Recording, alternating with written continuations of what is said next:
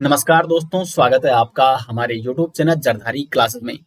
दोस्तों, उत्तराखंड स्नातक स्तरीय एग्जाम 2026 के लिए आज मैं आपके लिए यहाँ पे इंडियन पॉलिटी की मैराथन क्लास लेकर आ रखा हूँ, जिसमें मैं आपको टॉप मोस्ट सिलेक्टेड 200 एमसीक्यू कराने वाला हूँ। 200 प्लस एमसीक्यू दोस्तों इस वीडियो में हम यहाँ पे डिस्कस करने वाले हैं। प्रत्येक क्वेश्चन को विस्तार से दोस्तों चर्चा करेंगे और विस्तार पूर्वक समझने का प्रयास करेंगे, ताकि आपकी अच्छी प्रैक्टिस भी हो सके और अच्छा खासा आपका रिवीजन भी हो सके एग्जाम से पहले। काफी हेल्पफुल दोस्तों ये वीडियो आपके लिए होने वाली है, तो वीडियो को लाइक और शेयर दोस्तों जरूर करें। ये वीडियो आपको कैसे लगी कमेंट बॉक्स में आपको जरूर बताना है। तो शुरू करते हैं दोस्तों आज की वीडियो। और यदि आप उत्तराखंड स्नातक स्तरीय एग्जाम 2026 हेतु फुल मॉक टेस्ट से दोस्तों जुड़ना चाहते हैं, तो 40 मॉक टेस्ट आपके लिए बनाए गए हैं फुल लेंथ के, 40 प्लस टेस्ट सीरीज। तो इस टेस्ट सीरीज के साथ दोस्तों जुड़ने के लिए आपको जरदारी क्लासेस ऐप को इंस्टॉल करना है। वीडियो के डिस्क्रिप्शन में मैं आपको जरदारी क्लासेस ऐप का लिंक देने वाला हूं, या आप गूगल प्ले स्टोर में जाके जरदारी क्लासेस ऐप को इंस्टॉल कर सकते हैं। तो शुरू करते हैं दोस्तों आज की वीडियो। पहला क्वेश्चन है, निम्न में से किस संवैधानिक संशोधन अधिनियम द्वारा भारतीय संविधान की प्रस्तावना में संशोधन किया गया? सही आंसर हो जाएगा दोस्तों बी ऑप्शन, 42वां संविधान संशोधन अधिनियम के द्वारा संविधान के प्रस्तावना में संशोधन किया गया था, और यह संशोधन 1976 में किया गया था। 42वां संविधान संशोधन अधिनियम 1976। इसके माध्यम से दोस्तों प्रस्तावना में 3 शब्द जोड़े गए थे, पंथ निरपेक्ष, समाजवादी और अखंडता, और ये स्वर्ण सिंह समिति की सिफारिश पर यह संशोधन किया गया था। ये भी आपको नोट करना है। उसके बाद देखो अन्य ऑप्शन है 44वां संविधान संशोधन अधिनियम, ये किया गया था 1978 में, और इस संविधान संशोधन के द्वारा संपत्ति के अधिकार को मौलिक अधिकार से हटाकर विधिक अधिकार का दर्जा दिया गया था। 56वां संविधान संशोधन अधिनियम दोस्तों, इसमें गोवा को राज्य का दर्जा दिया गया। और जो 73वां संवैधानिक संशोधन अधिनियम है, इसके माध्यम से पंचायती राज की स्थापना की गई थी 1992 में। तो ये सभी संवैधानिक संशोधन दोस्तों मैंने आपको यहाँ पे बता दिए हैं। बढ़ते हैं अपने अगले क्वेश्चन की ओर। निम्न में से भारतीय संविधान का कौन सा अनुच्छेद वयस्क मताधिकार से संबंधित है? इंपॉर्टेंट क्वेश्चन है। सही आंसर हो जाएगा ऑप्शन डी, अनुच्छेद 326। इसका संबंध है वयस्क मताधिकार से। अगर हम मताधिकार की बात करें तो पहले मतदान की जो न्यूनतम आयु हुआ करती थी वो 21 वर्ष हुआ करती थी, लेकिन उसके बाद 61वां संविधान संशोधन किया गया, जिसके माध्यम से जो मताधिकार की न्यूनतम आयु थी 21 वर्ष से घटाकर 18 वर्ष कर दी गई। तो प्रश्न बनता है कि किस संविधान संशोधन के द्वारा मताधिकार की जो न्यूनतम आयु थी 21 वर्ष उसको घटाकर 18 वर्ष किया गया? तो 61वां संविधान संशोधन द्वारा। यहाँ पे दोस्तों निर्वाचन आयोग से प्रश्न बनता है, निर्वाचन आयोग का गठन कब किया गया? तो 25 जनवरी 1950 को निर्वाचन आयोग का गठन किया जाता है। निर्वाचन आयोग एक 3 सदस्यीय आयोग है, जिसमें एक अध्यक्ष होता है जो मुख्य निर्वाचन आयुक्त होता है, और 2 अन्य निर्वाचन आयुक्त होते हैं। तो डी ऑप्शन हो जाएगा क्वेश्चन नंबर 2 का सही आंसर। आगे बढ़ते हैं क्वेश्चन नंबर 3 की ओर। भारतीय संविधान के किस संशोधन ने लोकसभा और विधानसभाओं दोनों में एंग्लो इंडियन के नामांकन को समाप्त कर दिया? जैसे आप सभी जानते होंगे कि एंग्लो इंडियन जो होता है, जो पहले सदस्य होता है, इसको इस प्रोसेस को अब इस प्रावधान को समाप्त किया जा चुका है। तो किस संविधान संशोधन के द्वारा इसको समाप्त किया गया? तो 104वां संशोधन अधिनियम 2019। सी ऑप्शन हो जाएगा। 104वां संशोधन अधिनियम 2019 के माध्यम से लोकसभा और विधानसभाओं में एंग्लो इंडियन के नामांकन को समाप्त किया गया। नेक्स्ट क्वेश्चन है, स्वतंत्रता के पश्चात प्रिवी पर्स किससे संबंधित था? तो प्रिवी पर्स का संबंध था दोस्तों पूर्व राजा, जो पहले राजा हुआ करते थे, राजा महाराजा, इनसे संबंधित था प्रिवी पर्स, और इनको सरकार के माध्यम से एक धनराशि दी जाती थी, जिसको प्रिवी पर्स के नाम से जाना जाता था। लेकिन दोस्तों 26वां संविधान संशोधन जब हुआ, 26वां संविधान संशोधन 1971 इंदिरा गांधी जी ने किया था, और इसके माध्यम से ये प्रिवी पर्स के प्रावधान को समाप्त किया गया। तो क्वेश्चन नंबर 4 का बी ऑप्शन हो जाएगा राइट आंसर। और प्रिवी पर्स को किस संवैधानिक संशोधन के माध्यम से समाप्त किया गया? तो 26वां संविधान संशोधन 1971। बढ़ते हैं अपने अगले क्वेश्चन की ओर। भारत के सर्वोच्च न्यायालय द्वारा निम्न में से कौन सा आदेश अवैध रूप से निरोध किए जाने में जारी किया जाता है? तो सही आंसर हो जाएगा इसका बंदी प्रत्यक्षीकरण। बंदी प्रत्यक्षीकरण सही आंसर हो जाएगा क्वेश्चन नंबर 5 का। बढ़ते अपने अगले क्वेश्चन की ओर। अशोक मेहता समिति निम्नलिखित में से किस मुद्दे पर सिफारिशें देने के लिए गठित की गई थी? अशोक मेहता समिति का संबंध किससे था दोस्तों?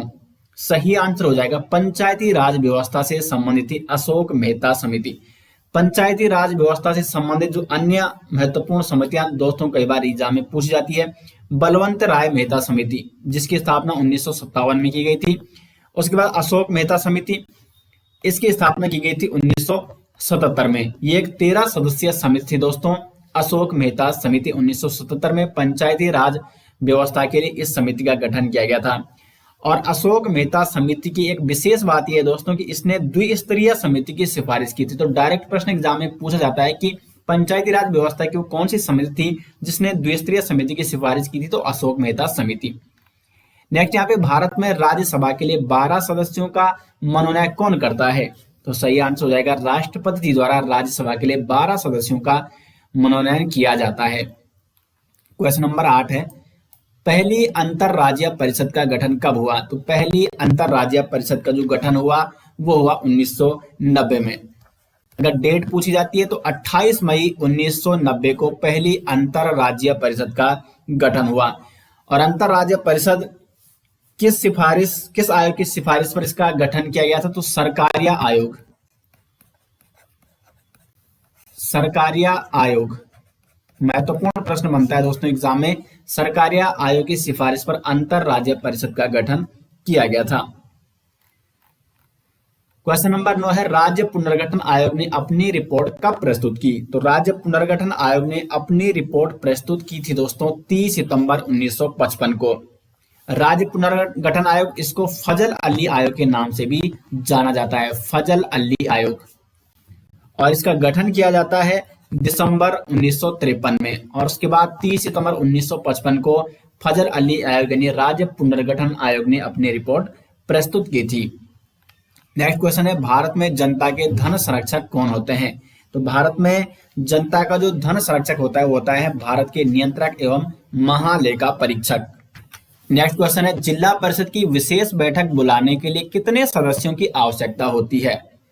सही आंसर हो जाएगा कुल सदस्यों की 1/3, 1/3 सदस्यों की आवश्यकता होती है जिला परिषद की विशेष बैठक बुलाने के लिए।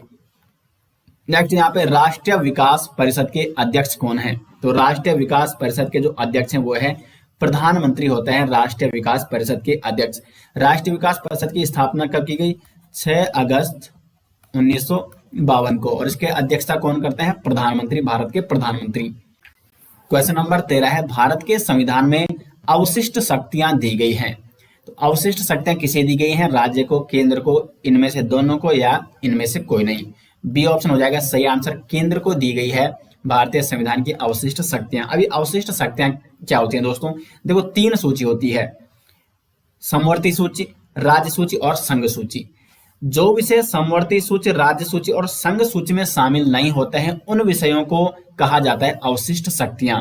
और ये अवशिष्ट शक्तियां किसे दी गई है?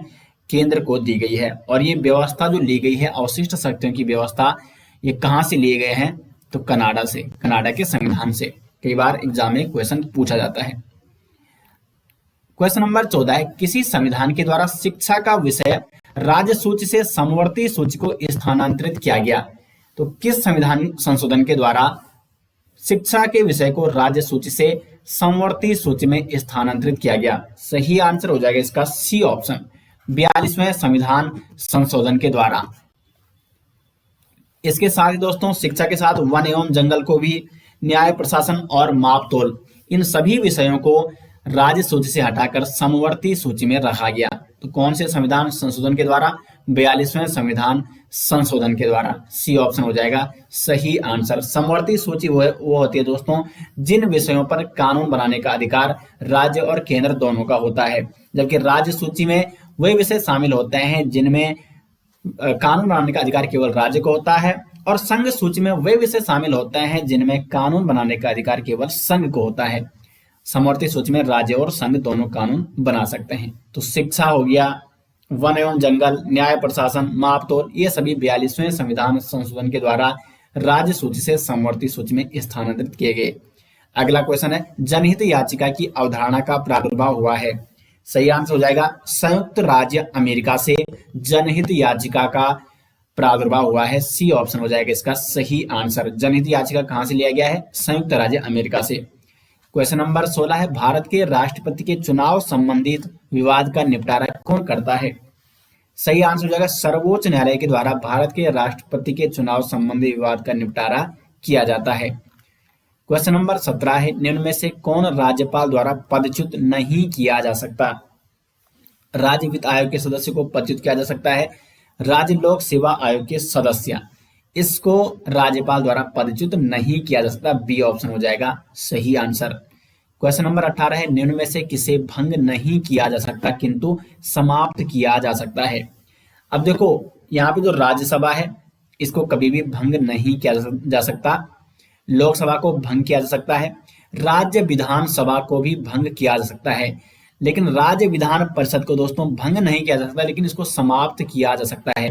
राज्यसभा को भी भंग नहीं किया जा सकता और इसको ना ही समाप्त किया जा सकता है क्योंकि ये स्थायी सदन है। लेकिन राज्य विधान परिषद को समाप्त किया जा सकता है किसके माध्यम से? संसद के माध्यम से, क्योंकि ये राज्यों की विधान परिषद है और भारत में केवल 6 राज्य ऐसे हैं दोस्तों जिनमें राज्य विधान परिषद हैं। अन्य किसी राज्य में राज्य विधान परिषद नहीं है। तो राज्य विधान परिषद को लागू भी किया जा सकता है किसी राज्य में और किसी राज्य से समाप्त भी किया जा सकता है। तो इसलिए इसका डी ऑप्शन हो जाएगा सही आंसर। क्वेश्चन नंबर 19 है भारत की आकस्मिक निधि स्थापित की गई थी।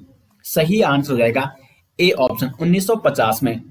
और ये आकस्मिक निधि होती क्या है दोस्तों? अप्रत्याशित या आपात स्थिति से निपटने के लिए बनाई जाती है आकस्मिक निधि और इसकी स्थापना 1950 में की गई थी। क्वेश्चन नंबर 20 है भारतीय संविधान की 11वीं अनुसूची के अंतर्गत पंचायतों के लिए कितने विषय सूचीबद्ध किए गए हैं? सही आंसर हो जाएगा 29 विषय। डी ऑप्शन हो जाएगा इसका सही आंसर। पंचायती राज व्यवस्था की बात करें दोस्तों तो 73वां संविधान संशोधन 1992 किस संविधान संशोधन के द्वारा? 73वां संविधान संशोधन 1992 के द्वारा पंचायती राज व्यवस्था को लागू किया गया था। और पंचायती राज व्यवस्था लागू कब हुई? कई बार ये भी प्रश्न बनता है। 24 अप्रैल 1993 को पंचायती राज व्यवस्था को लागू किया गया। 24 अप्रैल, ये इंपॉर्टेंट है। क्वेश्चन नंबर 21 है राज्य लोक सेवा आयोग के अध्यक्ष की नियुक्ति किसके द्वारा की जाती है? तो ये नियुक्ति की जाती है राज्य के राज्यपाल द्वारा। क्वेश्चन नंबर 22 है बजट का प्रमुख उद्देश्य होता है? जवाबदेही सुनिश्चित करना, बिल्कुल सही। प्रबंधन ई आधार के रूप में कार्य करना, आर्थिक विश्लेषण हेतु सुविधा देना। डी ऑप्शन हो जाएगा उपर्युक्त सभी। अब देखो बजट से कुछ महत्वपूर्ण प्रश्न बनता है। तो बजट केवल कौन से सदन में प्रस्तुत किया जाता है? लोकसभा में प्रस्तुत किया जाता है। आर्टिकल 112 में बजट का उल्लेख देखने को मिलता है और 117 में वित्त विधेयक का उल्लेख देखने को मिलता है और 112 में बजट का उल्लेख देखने को मिलता है। क्वेश्चन नंबर 23 है निम्न में से भारतीय संविधान का कौन सा भाग अंतरराष्ट्रीय शांति और सुरक्षा की अभिवृद्धि के लिए राज्य के उत्तरदायित्व का वर्णन करता है? तो इसका सही आंसर हो जाएगा दोस्तों 23 का सी ऑप्शन। राज्य के नीति निर्देशक सिद्धांत में शामिल किया गया है अंतरराष्ट्रीय शांति और सुरक्षा की अभिवृद्धि के लिए राज्य के उत्तरदायित्व का जो वर्णन मिलता है ये मिलता है राज्य के नीति निर्देशक सिद्धांत में। कौन से आर्टिकल में? तो आर्टिकल 51 में इसका वर्णन मिलता है। और आर्टिकल 51 किसके अंतर्गत आता है? राज्य के नीति निर्देशक तत्वों के अंतर्गत। अब यहाँ पे दोस्तों अगर हम बात करें राज्य के नीति निर्देशक सिद्धांतों के बारे में, तत्वों के बारे में, तो कुछ महत्वपूर्ण आर्टिकल से प्रश्न बनता है। जैसे आर्टिकल 40 ये ग्राम पंचायत के गठन की बात करता है। आर्टिकल 44 ये यूनिफॉर्म सिविल कोड यानी समान नागरिक संहिता की बात करता है। और आर्टिकल 45 ये 6 से 14 वर्ष के बच्चों के लिए निःशुल्क शिक्षा की बात करता है। और ये सभी आर्टिकल किसमें है?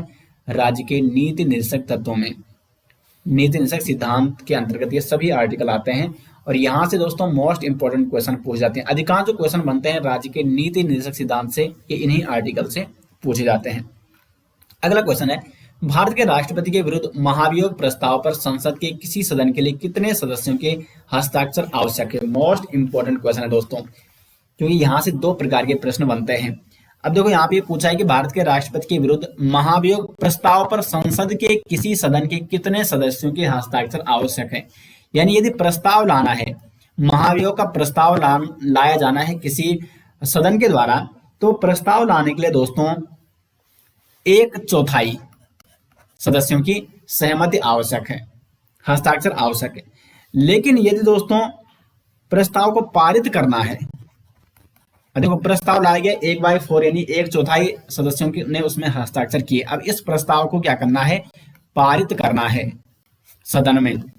तो प्रस्ताव को पारित करने के लिए दोस्तों 2/3 बहुमत चाहिए।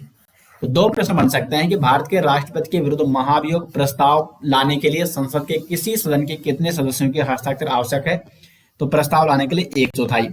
लेकिन यदि उसी प्रस्ताव को संसद के किसी सदन में पारित करना है तो फिर 2/3 बहुमत आवश्यक है इस प्रस्ताव को पारित करने के लिए। और महाभियोग, इसका संबंध कौन से आर्टिकल से है, आर्टिकल 61 में इसका उल्लेख देखने को मिलता है। बढ़ते हैं अपने अगले क्वेश्चन की ओर। पंचायती राज से संबंधित निम्नलिखित समितियों का कालानुक्रम व्यवस्थित कीजिए। अब देखिए सभी समितियां पंचायती राज से संबंधित है। जीवी के राव समिति, जीवी के राव समिति इसका गठन किया गया था 1985 में। LM सिंघवी समिति, इसका गठन दोस्तों 1986 में किया गया था। बलवंत राय मेहता समिति 1957 में इसका गठन किया गया था। और अशोक मेहता समिति 1977 में इसका गठन किया गया था। इस प्रकार आप इसको याद कर सकते हैं। सबसे पहली जो समिति है पंचायती राज से संबंधित बलवंत राय मेहता समिति 1957, इसके 20 साल बाद अशोक मेहता समिति का गठन किया गया 1977। उसके बाद 85 और 86 में जीवी के राव समिति और LM सिंघवी समिति का गठन किया गया था। तो अब आप यहाँ पे अनुक्रम, इसका क्रम कालानुक्रम व्यवस्थित कर सकते हैं। तो 25 का C ऑप्शन हो जाएगा। सबसे पहले बलवंत राय मेहता समिति, उसके बाद अशोक मेहता समिति, उसके बाद जीवी के राव समिति और उसके बाद LM सिंघवी समिति। अगला क्वेश्चन है क्वेश्चन नंबर 26।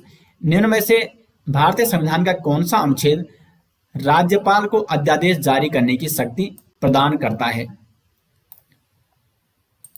तो इसका सही आंसर हो जाएगा दोस्तों डी ऑप्शन, अनुच्छेद 213। ये राज्यपाल को अध्यादेश जारी करने की शक्ति प्रदान करता है। जबकि अगर हम बात करें राष्ट्रपति को अध्यादेश जारी करने की शक्ति कौन प्रदान करता है, तो आर्टिकल 123 और 213। देखो इसको आप इसका उल्टा कर सकते हैं, 1 2 3 123 यानी राष्ट्रपति को अध्यादेश जारी करने की शक्ति, और 2 के इधर आप लाएंगे तो 213 हो जाएगा यानी राज्यपाल को अध्यादेश जारी करने की शक्ति।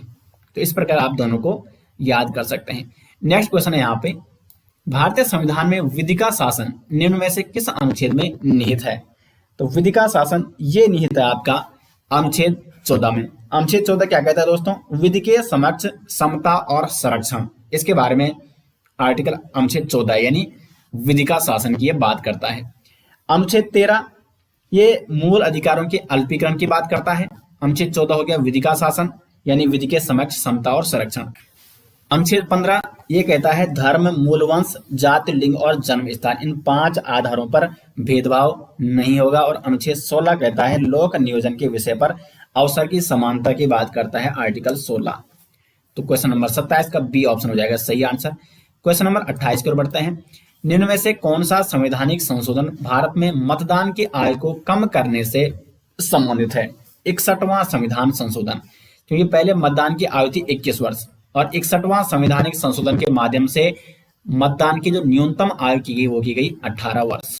तो 18 से 21 वर्ष ये की गई 61वां संविधान संशोधन के द्वारा। क्वेश्चन नंबर 29 है, आर्थिक निर्गम सिद्धांत का प्रतिपादन किसने किया। दादाभाई नौरोजी आर्थिक निर्गम सिद्धांत का इन्होंने प्रतिपादन किया था।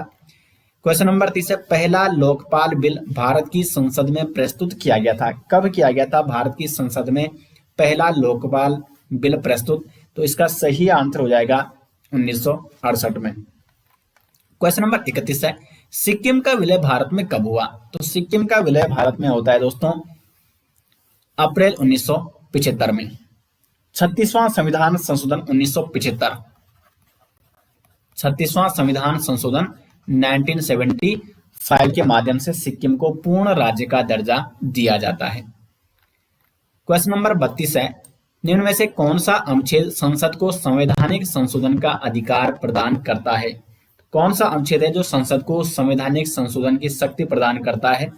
आर्टिकल 368। 32 का हो जाएगा ए ऑप्शन। आर्टिकल 368 के माध्यम से ही दोस्तों संसद संविधान में संशोधन कर सकता है। क्वेश्चन नंबर 33 है, भारतीय संविधान के किस अनुच्छेद में यह शामिल है कि राज्य सार्वजनिक सेवाओं में न्यायपालिका को कार्यपालिका से अलग करने के लिए कदम उठाएगा? सही आंसर हो जाएगा अनुच्छेद 50। अनुच्छेद 50 में वर्णित है दोस्तों न्यायपालिका और कार्यपालिका इनको अलग करने का कार्य करता है अनुच्छेद 50। यहाँ पे एक इंपॉर्टेंट अनुच्छेद है अनुच्छेद 44। इसमें क्या उल्लेख है? समान नागरिक संहिता के बारे में कौन से आर्टिकल में उल्लेख मिलता है? अनुच्छेद 44 में। नेक्स्ट यहाँ पे क्वेश्चन नंबर 34, भारत का महान न्यायवादी निम्न की कार्यवाहियों में भाग लेने का अधिकार रखता है परंतु उसे वोट देने का अधिकार नहीं है। तो जो महान्यायवादी होता है भारत का, वो संसद के किसी भी सदन की क्या कर सकता है? बैठक में कार्यवाही में भाग ले सकता है, लेकिन उसको वोट देने का अधिकार नहीं होता है। दोनों सदनों की संयुक्त बैठकों में भी पार्टिसिपेट कर सकता है, कार्यवाही में भाग ले सकता है, लेकिन यहाँ भी वोट नहीं दे सकता। यानी इसका उपरोक्त सभी हो जाएगा, क्योंकि जो महान्यायवादी होता है दोस्तों वो क्या है? इलेक्टेड नहीं है जनता के द्वारा, तो वो किसी कार्यवाही में तो वो भाग ले सकता है, लेकिन किसी विधेयक पर वो क्या नहीं कर सकता? वोट नहीं कर सकता है। तो ये इंपॉर्टेंट क्वेश्चन एग्जाम में बनता है। अगला क्वेश्चन है, राज्य मुख्य सूचना आयुक्त की नियुक्ति किसके द्वारा की जाती है? तो 35 का हो जाएगा सही आंसर, राज्यपाल के द्वारा। क्वेश्चन नंबर 36 है, स्थानीय स्वशासित सरकार की व्यवस्था निम्नलिखित में से किस अनुच्छेद में की गई है? स्थानीय स्वशासित सरकार की जो व्यवस्था की गई है वो अनुच्छेद 243 में स्थानीय स्वशासित सरकार का उल्लेख देखने को मिलता है, पंचायती राज का उल्लेख देखने को मिलता है। और अगर भाग पूछा जाता है तो भाग 9 आर्टिकल 243। अब यहाँ पे कुछ अन्य अनुच्छेद, अनुच्छेद 361 ये राष्ट्रपति राज्यपाल के संरक्षण के बारे में है। अनुच्छेद 243 ये मैंने आपको बता दिया स्थानीय स्वशासित सरकार की व्यवस्था के बारे में है। अनुच्छेद 324 निर्वाचन आयोग, भारत में क्या होगा? एक निर्वाचन आयोग होगा, किसके माध्यम से? अनुच्छेद 324 के तहत। तो निर्वाचन आयोग का उपबंध है इसमें। और अनुच्छेद 368 ये है संविधान संशोधन की शक्ति देता है। संविधान में संशोधन की शक्ति किसको? संसद को देता है, अनुच्छेद 368।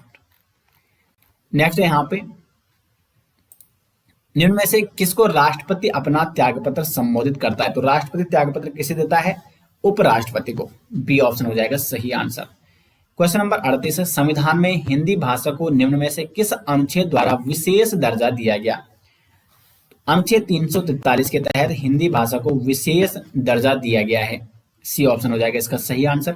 क्वेश्चन नंबर 39 है, सर्वोच्च न्यायालय के न्यायाधीशों का वेतन कम किया जा सकता है? वित्तीय आपात में, राष्ट्रीय आपात में, संवैधानिक आपात में या किसी भी स्थिति में कम नहीं किया जा सकता। सही आंसर हो जाएगा दोस्तों वित्तीय आपातकाल में सर्वोच्च न्यायालय के न्यायाधीशों का वेतन कम किया जा सकता है। क्वेश्चन नंबर 40 है, राज्यसभा को भंग करने की शक्ति निम्न में से किसके पास है? तो राज्यसभा को भंग करने की जो शक्ति है वो किसी के पास भी नहीं है, क्योंकि देखो राज्यसभा क्या है? एक स्थायी सदन है जो कभी भी भंग नहीं हो सकता। तो इसलिए ना ही राष्ट्रपति, ना ही प्रधानमंत्री, ना ही लोकसभा का अध्यक्ष इसको भंग कर सकता है। तो उपयुक्त में से किसी के पास नहीं। क्वेश्चन नंबर 41 है, भारत में नए राज्य के गठन का अंतिम अधिकार निम्न में से किसके पास है?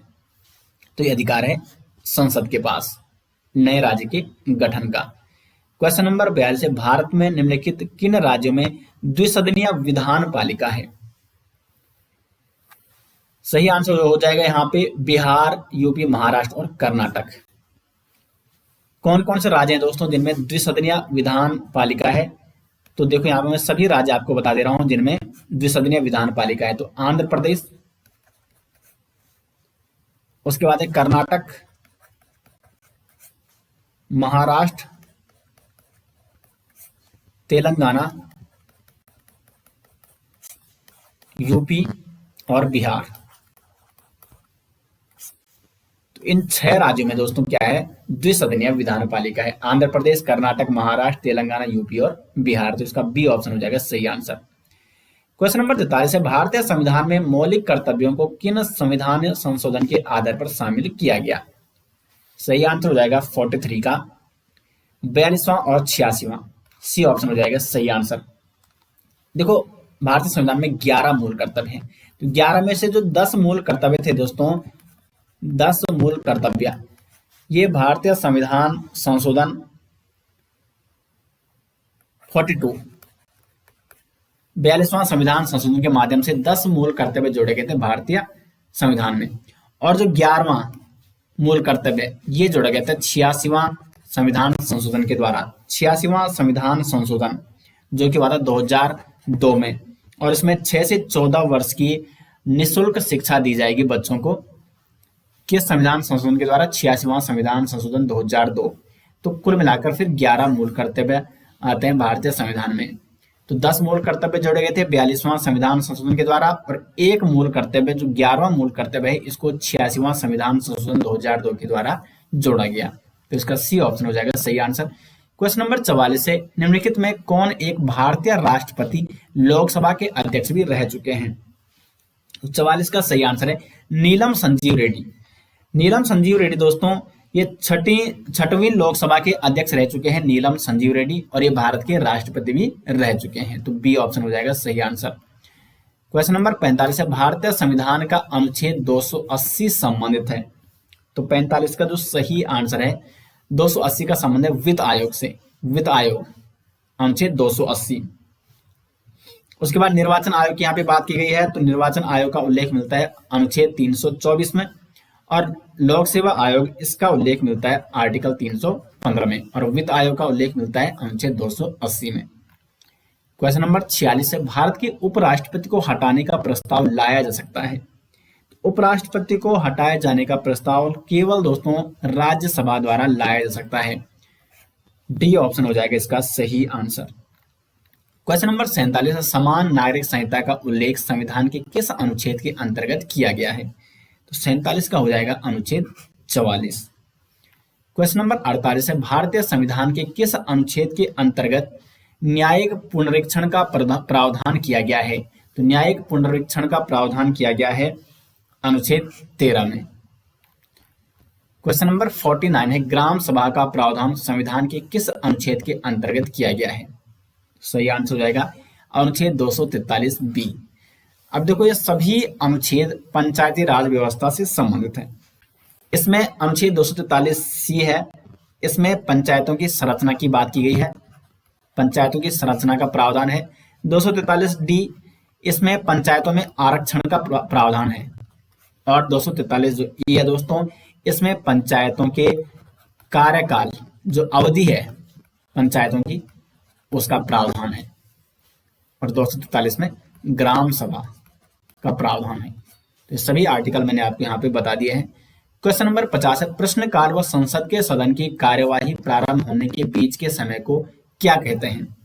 तो इसे कहते हैं शून्यकाल। 50 का हो जाएगा बी ऑप्शन। क्वेश्चन नंबर 51 है, संविधान के किस अनुच्छेद के अंतर्गत राज्यपाल को राज्य मंत्रिमंडल से उसके निर्णयों की सूचना प्राप्त करने का अधिकार है? तो राज्यपाल को राज्य मंत्रिमंडल से उसके निर्णयों की सूचना प्राप्त करने का अधिकार है अनुच्छेद 167 में। बी ऑप्शन हो जाएगा इसका सही आंसर। अब यहाँ पे देखो, जो अन्य ऑप्शन है 166, अनुच्छेद 166 में उल्लेख मिलता है राज्य सरकार के कार्य संचालन का। राज्य सरकार के कार्य संचालन का उल्लेख मिलता है अनुच्छेद 166 में। 167 में है कि मंत्रियों द्वारा जो निर्णय लिए गए हैं उन निर्णयों की सूचना प्राप्त करने का अधिकार है राज्यपाल को 167 के माध्यम से। अनुच्छेद 168, इसमें विधानमंडल का उल्लेख है,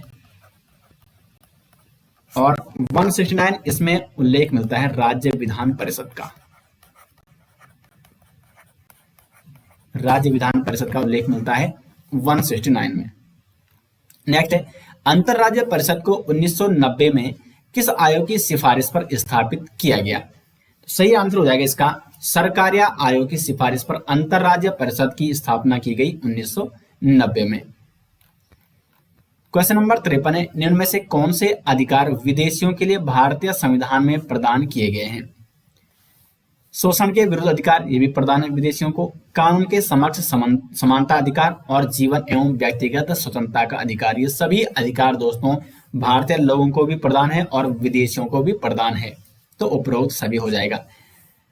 अब देखो, यहाँ पे कौन से वे अधिकार हैं जो केवल भारतीय लोगों के लिए है लेकिन विदेशियों के लिए नहीं है?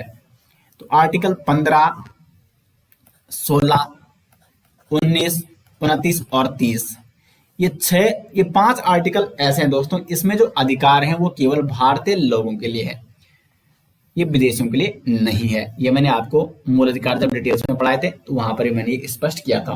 तो अनुच्छेद 15, 16, 19, 29, 30 में जो मूल अधिकार है वो केवल भारतीय लोगों के लिए है, ये विदेशियों के लिए नहीं है। शोषण के विरुद्ध अधिकारी आर्टिकल 23 में इसका उल्लेख है। काम के समक्ष समानता का अधिकारी आर्टिकल 14 में इसका उल्लेख है। और जीवन एवं व्यक्तिगत स्वतंत्रता का अधिकार इसका उल्लेख मिलता है 21 में। और ये सभी अधिकार विदेशियों को भी प्रदान किए जाते हैं। नेक्स्ट यहाँ पे क्वेश्चन नंबर 54, संविधान के अनुसार राज्य विधानमंडल के उच्च सदन को कौन स्थापित अथवा निरस्त कर सकता है? तो सही आंसर हो जाएगा भारतीय संसद के द्वारा राज्य विधानमंडल के उच्च सदन यानी राज्य विधान परिषद को स्थापित भी किया जा सकता है और निरस्त भी किया जा सकता है। आर्टिकल 169 में विधान परिषद के सृजन और समापन का उल्लेख मिलता है और इसके सृजन और समापन ये कौन कर सकता है? भारतीय संसद।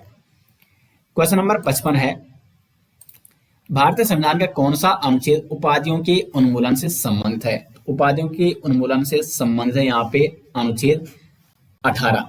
अब यहाँ पे जो अन्य मूल अधिकार है इंपॉर्टेंट है। तो अनुच्छेद 16 इसमें लोक नियोजन के अवसर की समानता की बात की गई है। अनुच्छेद 17 इंपॉर्टेंट है दोस्तों क्योंकि ये अस्पृश्यता यानी छुआछूत के अंत का इसमें उल्लेख मिलता है। और अनुच्छेद 19 इसमें वाक एवं अभिव्यक्ति की स्वतंत्रता की बात की गई है और इसमें 6 विशिष्ट अधिकार दिए गए हैं। क्वेश्चन नंबर 56 है, भारतीय संविधान के निम्न में से कौन से अनुच्छेदों को स्वर्ण त्रिभुज कहा जाता है? तो स्वर्ण त्रिभुज यानी जो इंपॉर्टेंट आर्टिकल हैं तो स्वर्ण त्रिभुज कहा जाता है 14, 19 और 21 को। अब 14, 19 और 21 में क्या उल्लेख है दोस्तों? तो अनुच्छेद 14 में विधि के समक्ष समता की बात की गई है यानी कानून के सामने सब समान है। 19 में वाक एवं अभिव्यक्ति की समता की बात की गई है और 21 में प्राण एवं दैहिक स्वतंत्रता की बात की गई है। तो ये सभी जो मूल अधिकार है दोस्तों नागरिकों के लिए महत्वपूर्ण है और इसलिए ये सभी इन तीनों आर्टिकल को स्वर्ण त्रिभुज भी कहा जाता है। तो स्वर्ण त्रिभुज किसे कहा जाता है? 14, 19 और 21। आर्टिकल 14, आर्टिकल 19 और आर्टिकल 21। क्वेश्चन नंबर 57 दोस्तों, निम्न में से भारतीय संविधान का कौन सा अनुच्छेद भारत के राष्ट्रपति पर लगाए जाने वाले महाभियोग प्रक्रिया से संबंधित है? तो सही आंसर हो जाएगा 57 का सी ऑप्शन, अनुच्छेद 61। अनुच्छेद 61 में महाभियोग का उल्लेख है और महाभियोग ये कहां से लिया गया है? अमेरिका से लिया गया है। राष्ट्रपति को हटाए जाने के लिए महाभियोग प्रक्रिया अमेरिका से ली गई है। क्वेश्चन नंबर 58 है दोस्तों, निम्न में से कौन सी समिति पंचायती राज व्यवस्था से संबंधित नहीं है? देखो अशोक मेहता समिति ये भी पंचायती राज से संबंधित है। संथानम समिति ये पंचायती राज व्यवस्था से संबंधित नहीं है। VKRV राव समिति और बलवंत राय मेहता समिति ये दोनों भी पंचायती राज व्यवस्था से संबंधित हैं। तो यहाँ पे बी ऑप्शन हो जाएगा सही आंसर। क्वेश्चन नंबर 59 है, लोकसभा के प्रथम अध्यक्ष कौन थे? तो लोकसभा के प्रथम अध्यक्ष थे GV मावलंकर। क्वेश्चन नंबर 60 है, किस संवैधानिक संशोधन को भारतीय संविधान का संशोधित संस्करण कहा जाता है? सही आंसर हो जाएगा 42वां संविधान संशोधन को भारतीय संविधान का संशोधित संस्करण कहा जाता है क्योंकि इसमें एक तो प्रस्तावना में संशोधन किया गया था, प्रस्तावना में 42वां संविधान संशोधन के द्वारा, और साथ में इस संविधान संशोधन के द्वारा भारतीय संविधान में 10 मूल कर्तव्य भी जोड़े गए थे। 10 मूल कर्तव्य। क्वेश्चन नंबर 61 है, डॉक्टर अंबेडकर के अनुसार किस अनुच्छेद को भारतीय संविधान की आत्मा कहा जाता है? अनुच्छेद 32 को कहा जाता है दोस्तों भारतीय संविधान की आत्मा, सोल ऑफ कॉन्स्टिट्यूशन। क्योंकि दोस्तों अनुच्छेद 32 आपको सीधा सुप्रीम कोर्ट जाने की शक्ति देता है यदि आपके मूल अधिकारों का हनन होता है।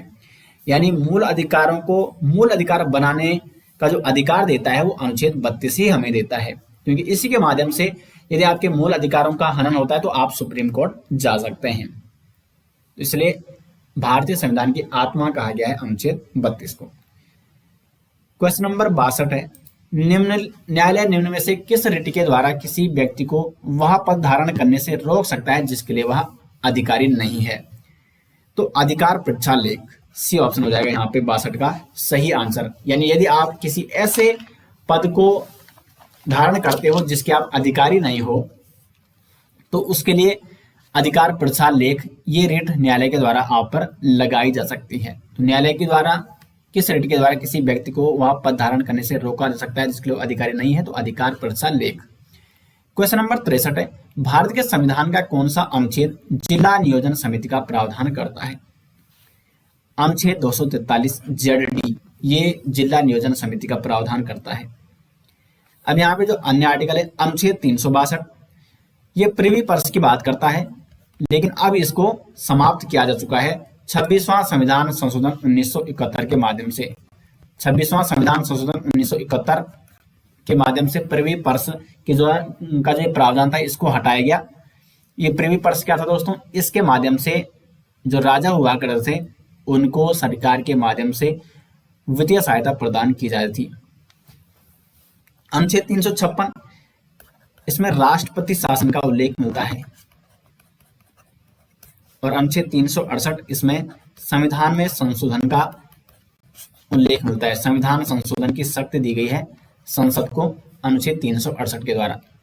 क्वेश्चन नंबर 64 है, 124वां संवैधानिक संशोधन विधेयक निम्न में से किससे संबंधित है? इसका सही आंसर हो जाएगा आर्थिक रूप से पिछड़े वर्गों के लिए आरक्षण। ईडब्ल्यूएस जो आरक्षण दिया गया था दोस्तों वो 124वां संवैधानिक संशोधन विधेयक से संबंधित है। अब यहाँ पे देखो दो चीजें आपके दिमाग में यहाँ पे आ रही होगी, ये है संशोधन विधेयक, लेकिन जब ये कानून बना दोस्तों तो किस संविधान संशोधन के माध्यम से इसको कानून बनाया गया? तो 103वां संशोधन अधिनियम, 103वां संशोधन अधिनियम के द्वारा आर्थिक रूप से पिछड़े वर्गों के लिए आरक्षण लागू किया गया था। जब ये विधेयक लाया गया तो तभी 124वां संवैधानिक संशोधन विधेयक था, लेकिन सभी विधेयक दोस्तों कानून नहीं बने आज तक, तो इसलिए लेकिन कानून ये कौन सा बना? तो ये बना 103वां अधिनियम। अगर अधिनियम पूछा जाता है दोस्तों तो ये है 103वां, लेकिन अगर संवैधानिक संशोधन विधेयक पूछा जाता है ईडब्ल्यूएस से संबंधित तो वो है 124वां। ये आपको यहाँ पे नोट करना होगा। 165 है, भारत का नियंत्रक एवं महालेखा परीक्षक अपना वार्षिक प्रतिवेदन प्रस्तुत करता है। इसका सही आंसर हो जाएगा भारत के राष्ट्रपति को। कैग यानी भारत का नियंत्रक एवं महालेखा परीक्षक, इसका उल्लेख मिलता है आर्टिकल 148 में, और ये अपना वार्षिक प्रतिवेदन किसको प्रस्तुत करता है? भारत के राष्ट्रपति को। क्वेश्चन नंबर 66 है, निम्न में से किसको भंग नहीं किया जा सकता है किंतु समाप्त किया जा सकता है? इसका हो जाएगा राज्य विधान परिषद। क्वेश्चन नंबर 67 है, पंचायतों की वित्तीय स्थिति का पुनर्विलोकन करने हेतु राज्य वित्त आयोग का गठन कौन करता है? तो राज्य वित्त आयोग का गठन किया जाता है राज्यपाल के द्वारा। क्वेश्चन नंबर 68 है, निम्न में से कौन संविधान सभा की प्रारूप समिति के सदस्य नहीं थे? Doctor K M. Munshi, Gopalaswami Ayyangar, Ambedkar या जवाहरलाल नेहरू? डी ऑप्शन हो जाएगा यहाँ पे सही आंसर। ये प्रारूप समिति के सदस्य नहीं थे। अगर हम प्रारूप समिति की बात करें तो ये 7 सदस्यीय समिति थी जिसके अध्यक्ष कौन थे? B.R. अम्बेडकर। क्वेश्चन नंबर 69 है दोस्तों, सूची 1 को सूची 1 से सम्मिलित कीजिए तथा सूचियों के नीचे दिए गए कूट से सही उत्तर का चयन कीजिए। अब यहाँ पे आर्टिकल दिए गए हैं और ये इनसे संबंधित आयोग है, तो किस आर्टिकल में किस आयोग का उल्लेख मिलता है ये आपको यहाँ पे देखना है। तो यहाँ पे आप देख सकते हैं दोस्तों अनुच्छेद 324, अनुच्छेद 324 में निर्वाचन आयोग का उल्लेख है। अनुच्छेद 315 इसमें आपको लोक सेवा आयोग का उल्लेख देखने को मिलता है। अनुच्छेद 280 में वित्त आयोग का उल्लेख देखने को मिलता है और 338 में राष्ट्रीय अनुसूचित जाति आयोग का उल्लेख है। तो 69 का हो जाएगा ए ऑप्शन। क्वेश्चन नंबर 70 है, भारत के महान्यायवादी के संदर्भ में निम्नलिखित कथनों में से कौन सा सही है? पहला कथन यहाँ पे, महान्यायवादी के पद पर ऐसे व्यक्ति की नियुक्ति होगी जो कि उच्चतम न्यायालय का न्यायाधीश नियुक्त होने के लिए अर्हित हो। तो ये तो बिल्कुल सही है। महान्यायवादी को उसके पद से उसी प्रक्रिया से हटाया जा सकता है जैसे कि उच्चतम न्यायालय के न्यायाधीशों को। तो ये कथन बिल्कुल गलत है दोस्तों, क्योंकि जो महान्यायवादी होता है उसको राष्ट्रपति की मर्जी से किसी भी समय हटाया जा सकता है, लेकिन जो न्यायाधीश होता है उसको हटाने के लिए दोनों सदनों में विशेष बहुमत से प्रस्ताव को पारित करना होता है। तो इसमें सही कथन है केवल 1, तो डी ऑप्शन हो जाएगा इसका सही आंसर। क्वेश्चन नंबर 71 है, निम्नलिखित घटनाओं पर विचार कीजिए तथा इन्हें सही कालानुक्रम में व्यवस्थित कीजिए, सबसे पहले से लेकर आखिरी गतिविधि तक। 71 यहाँ पे देखो, प्रारूप समिति की नियुक्ति। तो प्रारूप समिति ये जो गठन किया गया, ये किया गया था 1947 में, 29 अगस्त 1947। भारतीय संविधान को अंगीकृत किया गया तो 26 नवंबर 1949 1949 को भारतीय संविधान को अंगीकृत किया गया था। भारतीय संविधान के प्रवर्त होने की तिथि, लागू होने की जो तिथि है वो है 26 जनवरी 1950 और संविधान की प्रथम बैठक ये होती है 1946 में, 9 दिसंबर 1946 को। तो यहाँ पे देखो, सबसे पहले आएगा चौथा, उसके बाद आएगा फर्स्ट और उसके बाद सेकंड आएगा और उसके बाद आ जाएगा आपका थर्ड। तो चौथा, फर्स्ट, सेकंड और थर्ड, यानी इसका हो जाएगा ए ऑप्शन। क्वेश्चन नंबर 72 है, पंचायती राज पर अशोक मेहता समिति की प्रमुख सिफारिशों के संदर्भ में निम्नलिखित कथनों में से विचार कीजिए, कौन सा सही है यहाँ पे। तो पंचायती राज की 3 स्तरीय व्यवस्था, द्विस्तरीय व्यवस्था होनी चाहिए, ये बिल्कुल सही है दोस्तों, क्योंकि अशोक मेहता समिति ने द्विस्तरीय व्यवस्था की बात की थी पंचायती राज में। दूसरा ऑप्शन है, राज्य स्तर के नीचे पर्यवेक्षण हेतु खंड को विकेंद्रीकरण का प्रथम बिंदु माना जाना चाहिए। तो ये सिफारिश नहीं की थी अशोक मेहता समिति ने, तो केवल यहाँ पे ए हो जाएगा सही आंसर 172 का बी ऑप्शन हो जाएगा सही आंसर। यह प्रश्न दोस्तों कई बार एग्जाम में पूछा जाता है कि पंचायती राज व्यवस्था में द्विस्तरीय व्यवस्था की बात किसने की, तो अशोक मेहता समिति ने। क्वेश्चन नंबर 73 है, पंचायतों के समस्त चुनाव का संचालन करता है। तो राज्य निर्वाचन आयोग के द्वारा पंचायतों के समस्त चुनाव का संचालन किया जाता है। क्वेश्चन नंबर 74 है, संविधान की मूल संरचना की अवधारणा सर्वोच्च न्यायालय द्वारा किस वाद में प्रतिपादित की गई। तो संविधान की मूल संरचना, मूल ढांचे की जो अवधारणा दी वो दी केशवानंद भारती बनाम केरल राज्य 1973। तो 74 का हो जाएगा ए ऑप्शन, केशवानंद भारती बनाम केरल राज्य। ये जो वाद था दोस्तों, इसको 13 जजों की बेंच ने इस पर सुनवाई की थी और संविधान का मूल ढांचा नहीं बदला जा सकता, ये प्रावधान, ये अवधारणा सर्वोच्च न्यायालय ने दी थी इस वाद में। संविधान की मूल संरचना या मूल ढांचे को नहीं बदला जा सकता। 75 है, भारतीय संविधान के किस अनुच्छेद में न्यायिक पुनर्वालोकन की शक्ति दी गई है। तो न्यायिक पुनर्वालोकन की जो शक्ति दी गई है वो दी गई है ऑप्शन अनुच्छेद 13 में। तो 75 का दोस्तों सी ऑप्शन हो जाएगा सही आंसर, आर्टिकल 13 में न्यायिक पुनर्वालोकन की बात की गई है। अब देखो जो अन्य आर्टिकल है यहाँ पे अनुच्छेद 19, इसमें दोस्तों स्वतंत्रता के अधिकार दिए गए हैं, 6 विशिष्ट अधिकारों का इसमें उल्लेख है। अनुच्छेद 14 में विधिकीय समक्ष समता की बात की गई है और अनुच्छेद 21 में प्राण एवं दैहिक स्वतंत्रता का उल्लेख देखने को मिलता है। तो ये सभी आर्टिकल दोस्तों इंपॉर्टेंट है।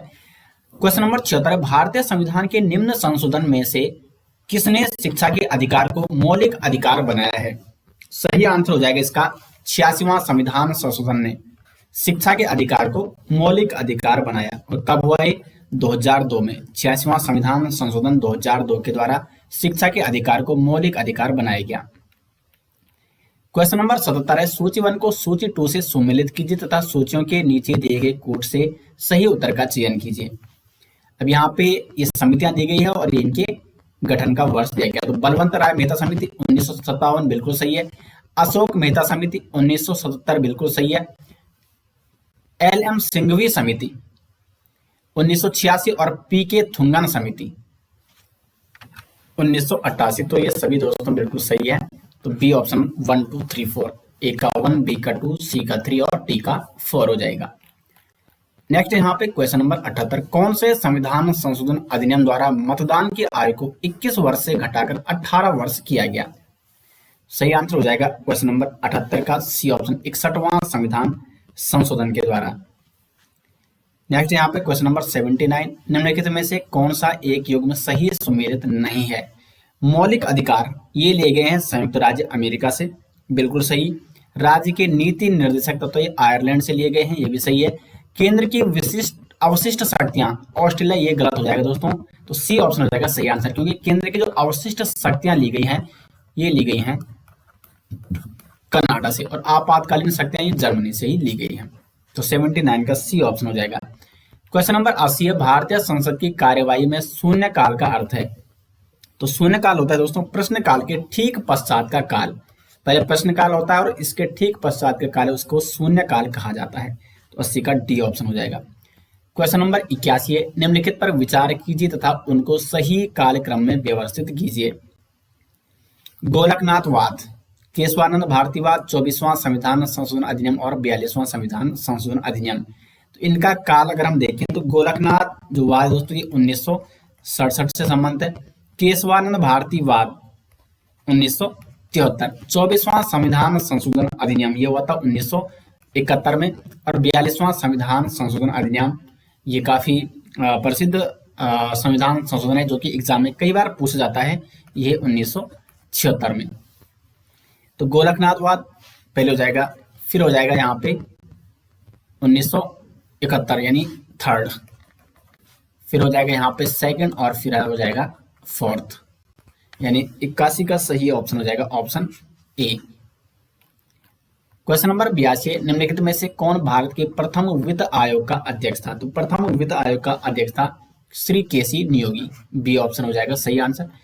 क्वेश्चन नंबर 83 है, निम्नलिखित में से कौन सा एक सही सुमेलित नहीं है? अनुच्छेद 39 से समान न्याय एवं निःशुल्क विधिक सहायता की बात करता है, बिल्कुल सही है। अनुच्छेद 40 में ग्राम पंचायतों के गठन की बात की जाती है, सही है। अनुच्छेद 44 में समान न्यायिक संहिता का उल्लेख है। अनुच्छेद 48 न्यायपालिका का कार्यपालिका से पृथक्करण, ये डी ऑप्शन हो जाएगा सही आंसर, क्योंकि ये सही सुमेलित नहीं है। अनुच्छेद 48 में उल्लेख मिलता है दोस्तों कृषि एवं पशुपालन को बढ़ावा देना, इसका प्रावधान है। कृषि एवं पशुपालन को बढ़ावा देना, इसका प्रावधान है अनुच्छेद 48। और जो न्यायपालिका का कार्यपालिका से पृथक्करण, इसका उल्लेख मिलता है आर्टिकल 50 में। तो डी ऑप्शन हो जाएगा सही। 84 है, निम्नलिखित में से किस पर गतिरोध दूर करने हेतु लोकसभा और राज्यसभा की संयुक्त बैठक हो सकती है? तो संयुक्त बैठक हो सकती है लोकसभा और राज्यसभा की सामान्य विधेयक में।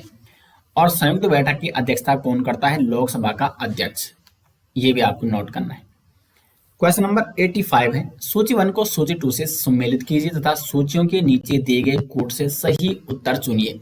सूची 1 में आर्टिकल दिए गए हैं और सूची 2 में उससे संबंधित प्रावधान है, तो ये आपको सम्मिलित दोस्तों करनी है। अनुच्छेद 61, अनुच्छेद 61 में क्या है दोस्तों? राष्ट्रपति पर महाभियोग का प्रावधान है। अनुच्छेद 67, अनुच्छेद 67 खा, इसमें उपराष्ट्रपति को हटाने का प्रावधान है। अनुच्छेद 94, इसमें स्पीकर को हटाने का प्रावधान है।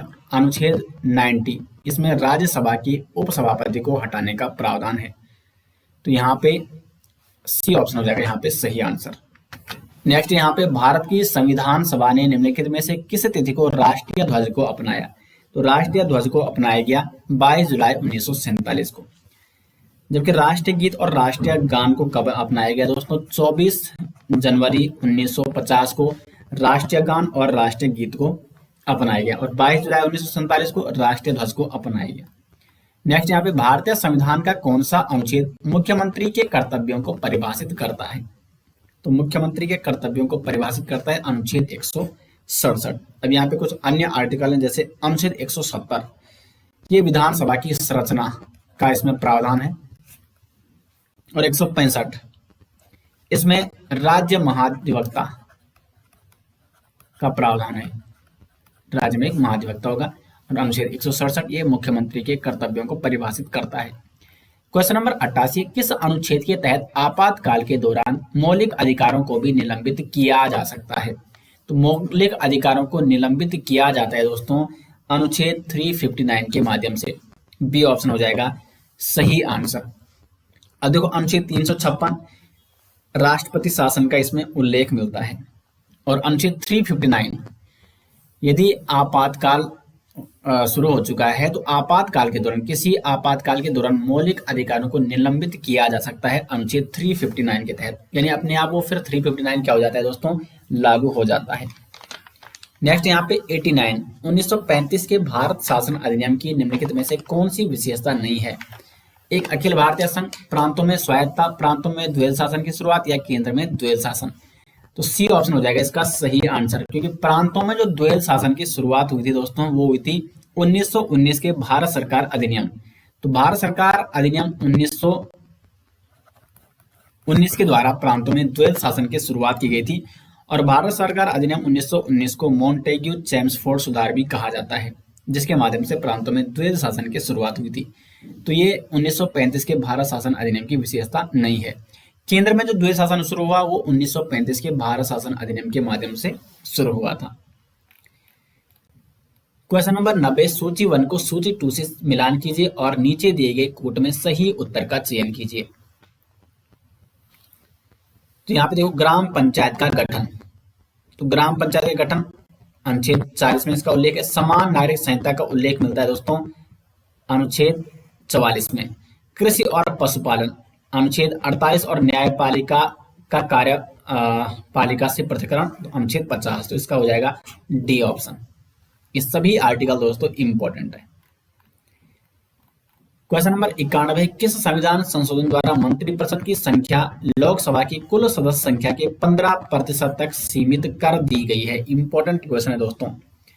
91वां संविधान संशोधन 2003 के द्वारा, 91 का हो जाएगा यहाँ पे बी ऑप्शन। 91वां संविधान संशोधन 2003 के द्वारा मंत्रिपरिषद की संख्या लोकसभा की कुल सदस्य संख्या के 15% तक सीमित कर दी गई है।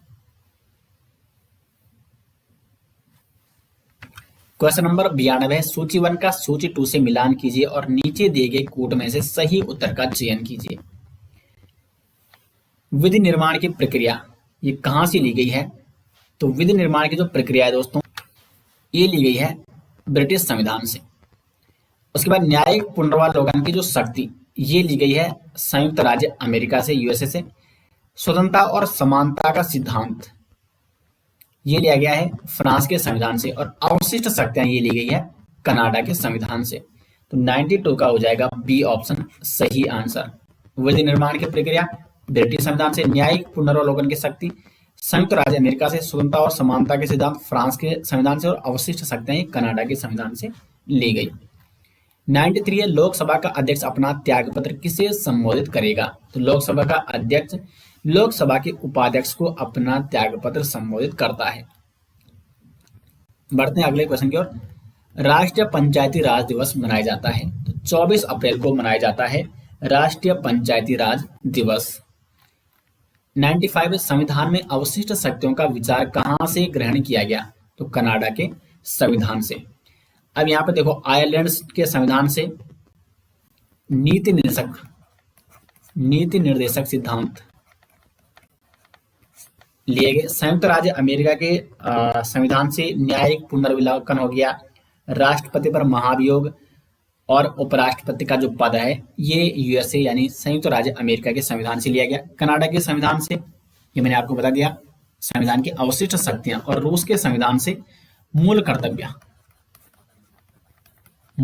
कहां से लिए गए? रूस के संविधान से। क्वेश्चन नंबर 96, इनमें से किस राज्य में 2 सदनों वाला विधानमंडल नहीं है? बिहार में है, तेलंगाना में भी है, और महाराष्ट्र में भी है। उड़ीसा में यहाँ पे नहीं है 2 सदनों वाला विधानमंडल, द्विसदनात्मक।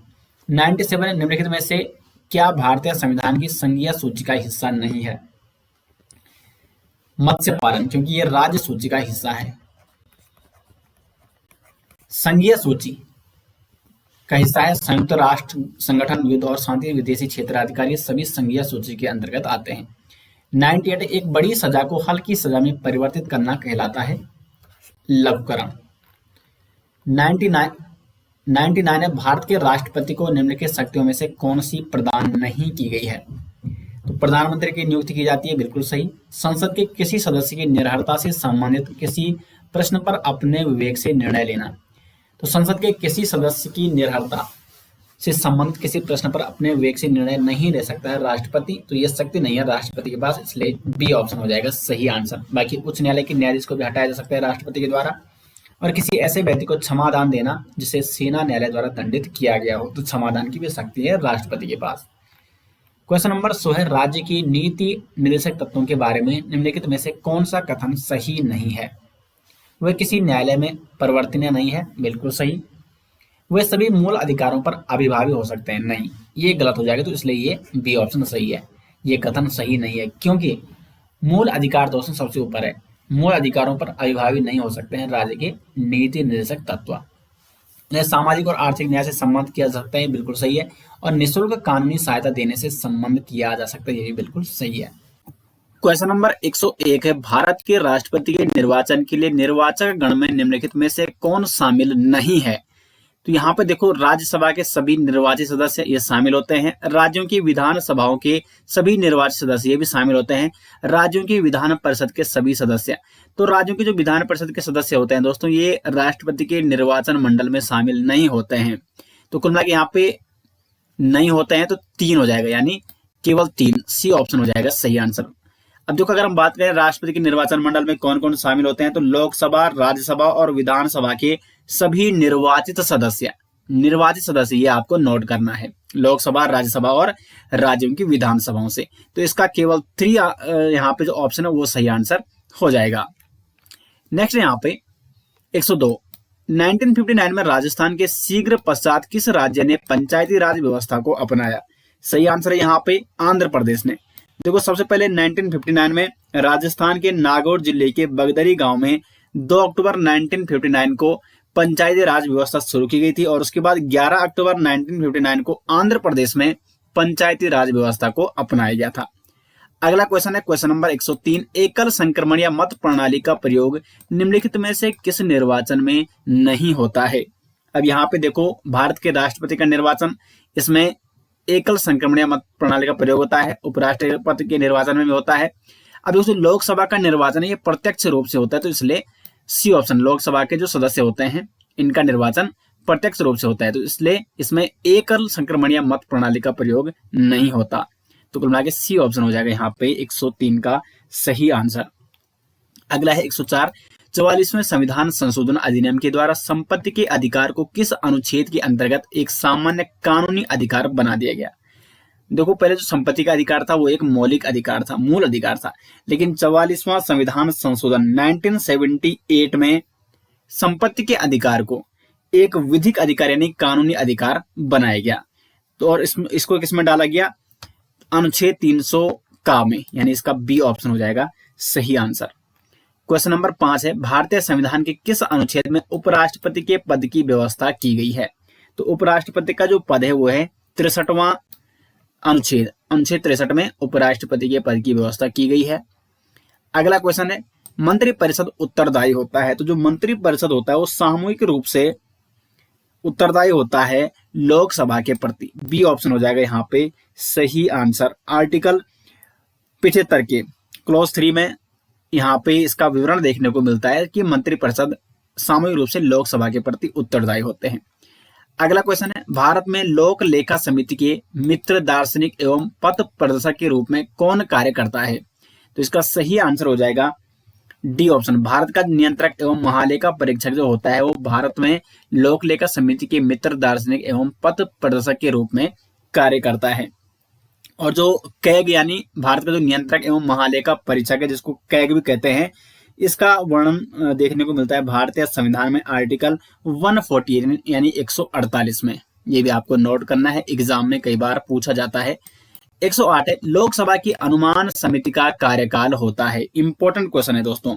सभी दोस्तों जो मैं यहाँ पे आपको क्वेश्चन करा रहा हूँ सभी इंपॉर्टेंट क्वेश्चन है और सिलेक्टिव क्वेश्चन है, जो कि एग्जाम की दृष्टि से महत्वपूर्ण है, इसलिए वीडियो को अंत तक जरूर देखें।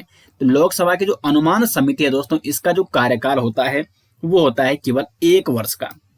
अब देखो, अगर हम इसकी बात करें अनुमान समिति की, तो इसमें टोटल सदस्य संख्या कितनी होती है? 30 होती है, और ये सभी सदस्य लोकसभा से लिए जाते हैं। और एक होती है प्रागलन समिति, इसका कार्यकाल भी 1 वर्ष का होता है और इसमें भी लोकसभा के 30 सदस्य होते हैं। और एक होती है लोक लेखा समिति, इसका कार्यकाल भी 1 वर्ष का होता है और इसमें जो टोटल सदस्य संख्या होती है 22 होती है, जिसमें 15 लोकसभा के और 7 राज्यसभा के। तो यहाँ पे मैं एक क्वेश्चन के साथ दोस्तों बहुत सारे यहाँ पे आपको टॉपिक रिवाइज करा रहा हूँ, जो कि एग्जाम की दृष्टि से महत्वपूर्ण है। क्वेश्चन नंबर 109 है, निम्न में से किसने राज्य के नीति निर्देशक तत्वों को सामाजिक क्रांति लाने का निर्णायक राजनीतिक संवैधानिक साधन माना था? तो इसका आंसर है ग्रेनुल ऑस्टिन, बी ऑप्शन हो जाएगा सही आंसर। क्वेश्चन नंबर 110 है, अनुच्छेद 338 संबंधित है। तो जो अनुच्छेद 338 है दोस्तों, इसका संबंध है राष्ट्रीय अनुसूचित जाति आयोग से। अनुच्छेद 338 में राष्ट्रीय अनुसूचित जाति आयोग के बारे में बताया गया है, और जो राष्ट्रीय अनुसूचित जनजाति आयोग है वो है 338A, और जबकि जो राष्ट्रीय पिछड़ा वर्ग आयोग है वो है 338B। तो देखो आपको इस प्रकार से नोट करना है, अनुच्छेद 338 यानी राष्ट्रीय अनुसूचित जाति आयोग से संबंधित है, अनुच्छेद 338A यानी राष्ट्रीय अनुसूचित जनजाति आयोग से संबंधित है, और अनुच्छेद 338B यह है राष्ट्रीय पिछड़ा वर्ग आयोग से संबंधित। क्वेश्चन नंबर 111 है, भारतीय संविधान के अनुच्छेद 19 के खंड 2 के अंतर्गत वाक स्वतंत्रता तथा अभिव्यक्ति स्वतंत्रता पर प्रतिबंध आरोपित करने हेतु निम्न में से कौन सा आधार नहीं हो सकता है। तो ये 111 का जो सही आंसर हो जाएगा दोस्तों, तो इसका सी ऑप्शन सही आंसर है, सामाजिक आर्थिक तथा राजनीतिक सुधार। क्वेश्चन नंबर 112 है, बी आर अम्बेडकर के अनुसार निम्न में से कौन सा अनुच्छेद भारतीय संविधान का दिल एवं आत्मा है। तो भारतीय संविधान का दिल और आत्मा है डॉक्टर बी आर अम्बेडकर के अनुसार अनुच्छेद 32, डी ऑप्शन हो जाएगा सही आंसर। क्योंकि अनुच्छेद 32 दोस्तों ये सुप्रीम कोर्ट जाने का अधिकार देता है। यदि आपके कोई मूल अधिकार छीनता है तो आप अनुच्छेद 32 के तहत सुप्रीम कोर्ट जा सकते हो, और इसलिए अनुच्छेद 32 को मूल अधिकार बनाने वाला अनुच्छेद भी कहा जाता है, तो इसलिए इसको सोल ऑफ कॉन्स्टिट्यूशन भी कहा बी आर अम्बेडकर ने। क्वेश्चन नंबर 113 है, संघ लोक सेवा आयोग के सदस्यों की सेवा शर्तें तय करने का अधिकार किसे प्राप्त है। तो क्वेश्चन नंबर 113 का जो सही आंसर है वो है राष्ट्रपति को, सी ऑप्शन हो जाएगा सही आंसर। क्वेश्चन नंबर 114 है, राजनीति के निर्देशक सिद्धांत निम्न में से किससे संबंधित है। तो सही आंसर हो जाएगा इसका केवल सामाजिक न्याय से, केवल राजनीतिक न्याय से, केवल आर्थिक न्याय से। तो जो राज्य के नीति निर्देशक तत्व है दोस्तों, इसमें आर्टिकल 38 में लोक कल्याण की अभिवृद्धि हेतु इन तीनों न्याय की बात की गई है। अनुच्छेद 38 कहता है कि लोक कल्याण की अभिवृद्धि हेतु राज्य सामाजिक न्याय, राजनीतिक न्याय और आर्थिक न्याय की स्थापना करेगा। तो इन सभी यहाँ पे ये सही आंसर हो जाएगा। तो तीन न्याय की यहाँ पे बात की जाती है राज्य के नीति निर्देशक सिद्धांत में। क्वेश्चन नंबर 115 है, निम्न में से भारतीय संविधान का कौन सा अनुच्छेद समान आचार संहिता से संबंधित है। 115 का सही आंसर है अनुच्छेद 44, समान आचार संहिता से संबंधित है अनुच्छेद 44। 116 है, बंदी प्रत्यक्षीकरण निम्न में से किसके द्वारा जारी किया जाता है। तो सही आंसर है, देखो यहाँ पे सर्वोच्च न्यायालय यानी सुप्रीम कोर्ट के द्वारा भी जारी किया जाता है रिट, क्योंकि बंदी प्रत्यक्षीकरण ही एक रिट है, और उच्च न्यायालय द्वारा भी, तो यानी इसका डी ऑप्शन हो जाएगा सही आंसर। हाई कोर्ट के द्वारा जो रिट जारी की जाती है अनुच्छेद 226 के तहत जारी की जाती है, जबकि सुप्रीम कोर्ट के द्वारा जो रिट जारी की जाती है वो अनुच्छेद 32 के तहत जारी की जाती है। क्वेश्चन नंबर 117 है, जब न्यायालय को लगता है कि कोई व्यक्ति ऐसे पद पर नियुक्त हो गया है जिस पर उसका कोई कानूनी हक नहीं है, तब न्यायालय उसे उस पद पर कार्य करने से रोक देता है। किसके द्वारा। तो इसका सही आंसर हो जाएगा अधिकार परीक्षा द्वारा, यानी आपका वो अधिकार नहीं है, आपने किसी और का अधिकार छीना है। तो इसलिए यदि कोई व्यक्ति ऐसे पद पर नियुक्त हो जाता है जहां पर उसका कानूनी हक नहीं है, जहां पर किसी और की नियुक्ति होनी थी लेकिन वो वहां पर बिना योग्यता रखे या बिना कोई कानूनी हक रखे वहां पर नियुक्त हो जाता है, तो न्यायालय उस पर अधिकार प्रथा द्वारा उसको उस कार्य करने से रोक देता है। तो डी ऑप्शन हो जाएगा यहाँ पे सही आंसर। क्वेश्चन नंबर 118 है, निम्नलिखित में से पर्यावरण की सुरक्षा का उल्लेख भारतीय संविधान के किस भाग में है। तो ऑप्शन ए समवर्ती सूची में है दोस्तों पर्यावरण की सुरक्षा। समवर्ती सूची, इस पर कानून बनाने का अधिकार संघ और राज्य दोनों का होता है, और समवर्ती सूची में जैसे शिक्षा, स्वास्थ्य, परिवहन, चुनाव, न्याय प्रशासन, पर्यावरण की सुरक्षा, ये सभी शामिल किए गए हैं, जिसमें राज्य और संघ दोनों कानून बना सकता है। संघ सूची में केवल केंद्र सरकार कानून बना सकती है और राज्य सूची में राज्य सरकार। क्वेश्चन नंबर 119 है, भारतीय संविधान के अनुच्छेद 51 में अंतर्राष्ट्रीय शांति और सुरक्षा के बढ़ावे के लिए कहा गया है, यह अनुच्छेद संबंधित है। तो जो अनुच्छेद 51 है दोस्तों, ये संबंधित है राज्य के नीति निर्देशक तत्व से, बी ऑप्शन हो जाएगा सही आंसर। क्वेश्चन नंबर 120 है, भारतीय संसद में एक तारांकित प्रश्न के लिए आवश्यक है। तो जो तारांकित प्रश्न होते हैं दोस्तों, उनके लिए आवश्यक है मौखिक उत्तर। यदि कोई तारांकित प्रश्न पूछता है तो उसको मौखिक उत्तर के रूप में उसका जवाब दिया जाता है, यानी इसका ए ऑप्शन हो जाएगा सही आंसर। और यदि अतारांकित प्रश्न पूछा जाता है तो उसका उत्तर लिखित रूप में दिया जाता है। तो तारांकित प्रश्न का उत्तर मौखिक उत्तर और अतारांकित प्रश्न का उत्तर लिखित उत्तर। ये मैंने दोस्तों इंडियन कॉन्स्टिट्यूशन में डिटेल्स में आपको पढ़ा रखे हैं। हमारे आप सीरीज दे सकते हैं प्लेलिस्ट से, इंडियन कॉन्स्टिट्यूशन, इंडियन पॉलिटी की। क्वेश्चन नंबर 121 है, पंचायत राज से संबंध में बलवंत राय मेहता समिति की रिपोर्ट किस वर्ष आई? तो ये हो जाएगा सही आंसर ए ऑप्शन 1957 ईस्वी में। और जो ये बलवंत राय मेहता समिति है ये पंचायती राज संबंधी समिति है और 1957 में इसका गठन किया जाता है और 1957 में इसकी रिपोर्ट भी जारी की जाती है। अब देखो कई बार पंचायती राज संबंधी समितियों के बारे में पूछा जाता है, उनकी स्थापना के बारे में। तो जो पहली समिति ये थी बलवंत राय मेहता समिति 1957, उसके बाद अशोक मेहता समिति 1977 20 साल बाद, उसके बाद जीवी के राव समिति 1985, उसके बाद LM सिंधवी समिति 1986 और उसके बाद PK थुंगन समिति 1988। तो ये क्रम भी आपको नोट करना होगा। क्वेश्चन नंबर 122 है, न्यायिक पुनरावलोकन की उत्पत्ति सर्वप्रथम कहां से हुई?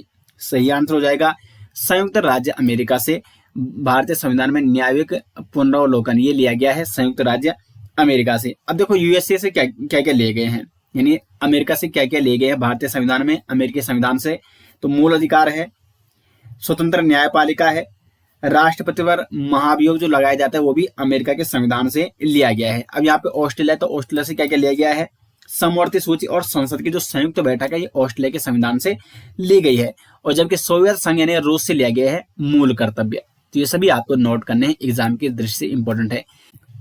क्वेश्चन नंबर 123 है, संविधान के किस संशोधन द्वारा एंग्लो इंडियन समुदाय के लिए आरक्षित 2 सीटों को समाप्त कर दिया गया है? सही आंसर हो जाएगा 104वां संविधान संशोधन 2019 के द्वारा एंग्लो इंडियन समुदाय के लिए जो आरक्षित 2 सीटें रखी जाती है उसको समाप्त किया गया। अब देखो आपको बता दें, इसी 104वां संविधान संशोधन 2019 के माध्यम से लोकसभा और राज्य विधानसभा में SC ST आरक्षण अवधि 10 साल के लिए बढ़ाई गई, जो कि 2030 तक रखी गई है इसी के द्वारा। अब यहाँ पे जैसे 100वां संविधान संशोधन इंपॉर्टेंट, इसमें क्या हुआ, इसमें भारत और बांग्लादेश भूमि सीमा जो समझौता था उससे संबंधित है 100वां संविधान संशोधन 2015 और 102वां संविधान संशोधन 2018, यह OBC को संवैधानिक मान्यता देने हेतु। क्वेश्चन नंबर 124 है, वह कौन सा मूल अधिकार है जो राष्ट्रीय आपातकाल में भी निलंबित नहीं किया जा सकता? अब देखो ऑप्शन है धार्मिक स्वतंत्रता का अधिकार, ये राष्ट्रीय आपातकाल में निलंबित हो सकता है। अवसर की समानता का अधिकार भी निलंबित हो सकता है। जीवन और व्यक्तिगत स्वतंत्रता का अधिकार। तो आपका राष्ट्रीय आपातकाल जब लगता है तो आपके जो जीने का तरीका, जो आपका जीवन है, जो आपकी व्यक्तिगत स्वतंत्रता है, उसे कोई भी निलंबित नहीं कर सकता है। और देश में अबाध विचरण की स्वतंत्रता का अधिकार ये भी निलंबित किया जा सकता है, यानी सी ऑप्शन हो जाएगा सही आंसर। क्वेश्चन नंबर 125 है, राज्य निर्वाचन आयोग का गठन भारतीय संविधान के किस अनुच्छेद के तहत किया गया? तो इसका सही आंसर है अनुच्छेद 243 के तहत राज्य निर्वाचन आयोग का गठन किया गया है। तो 125 का हो जाएगा यहाँ पे ए ऑप्शन। पंचायतों में चुनाव हेतु राज्य निर्वाचन आयोग का गठन किया जाता है अनुच्छेद 243 के तहत। 126 है, निम्नलिखित में से किस राष्ट्रपति को निर्विरोध चुना गया? सही आंसर है डी ऑप्शन, डॉक्टर नीलम संजीव रेड्डी ऐसे राष्ट्रपति थे जिनको निर्विरोध चुना गया। क्वेश्चन नंबर 127 है, निम्न में से उच्च न्यायालय तथा सर्वोच्च न्यायालय दोनों के न्यायाधिकार क्षेत्र में क्या होता है? इंपॉर्टेंट क्वेश्चन है दोस्तों। देखो संविधान के उल्लंघन के विरुद्धाचरण, मौलिक अधिकारों का संरक्षण, केंद्र और राज्यों के मध्य होने वाला विवाद या दो से अधिक राज्यों के मध्य होने वाला विवाद। तो जो जिस पर उच्च न्यायालय और सर्वोच्च न्यायालय यानी हाई कोर्ट और सुप्रीम कोर्ट दोनों के जो न्याय अधिकार में आता है वो है मौलिक अधिकारों का संरक्षण। क्योंकि यदि आपके मौलिक अधिकारों का संरक्षण होता है तो आप सुप्रीम कोर्ट में या हाई कोर्ट में याचिका डाल सकते हैं, और सुप्रीम कोर्ट और हाई कोर्ट ये इसमें आपको क्या करता है, संरक्षण देता है। तो बी ऑप्शन हो जाएगा सही आंसर।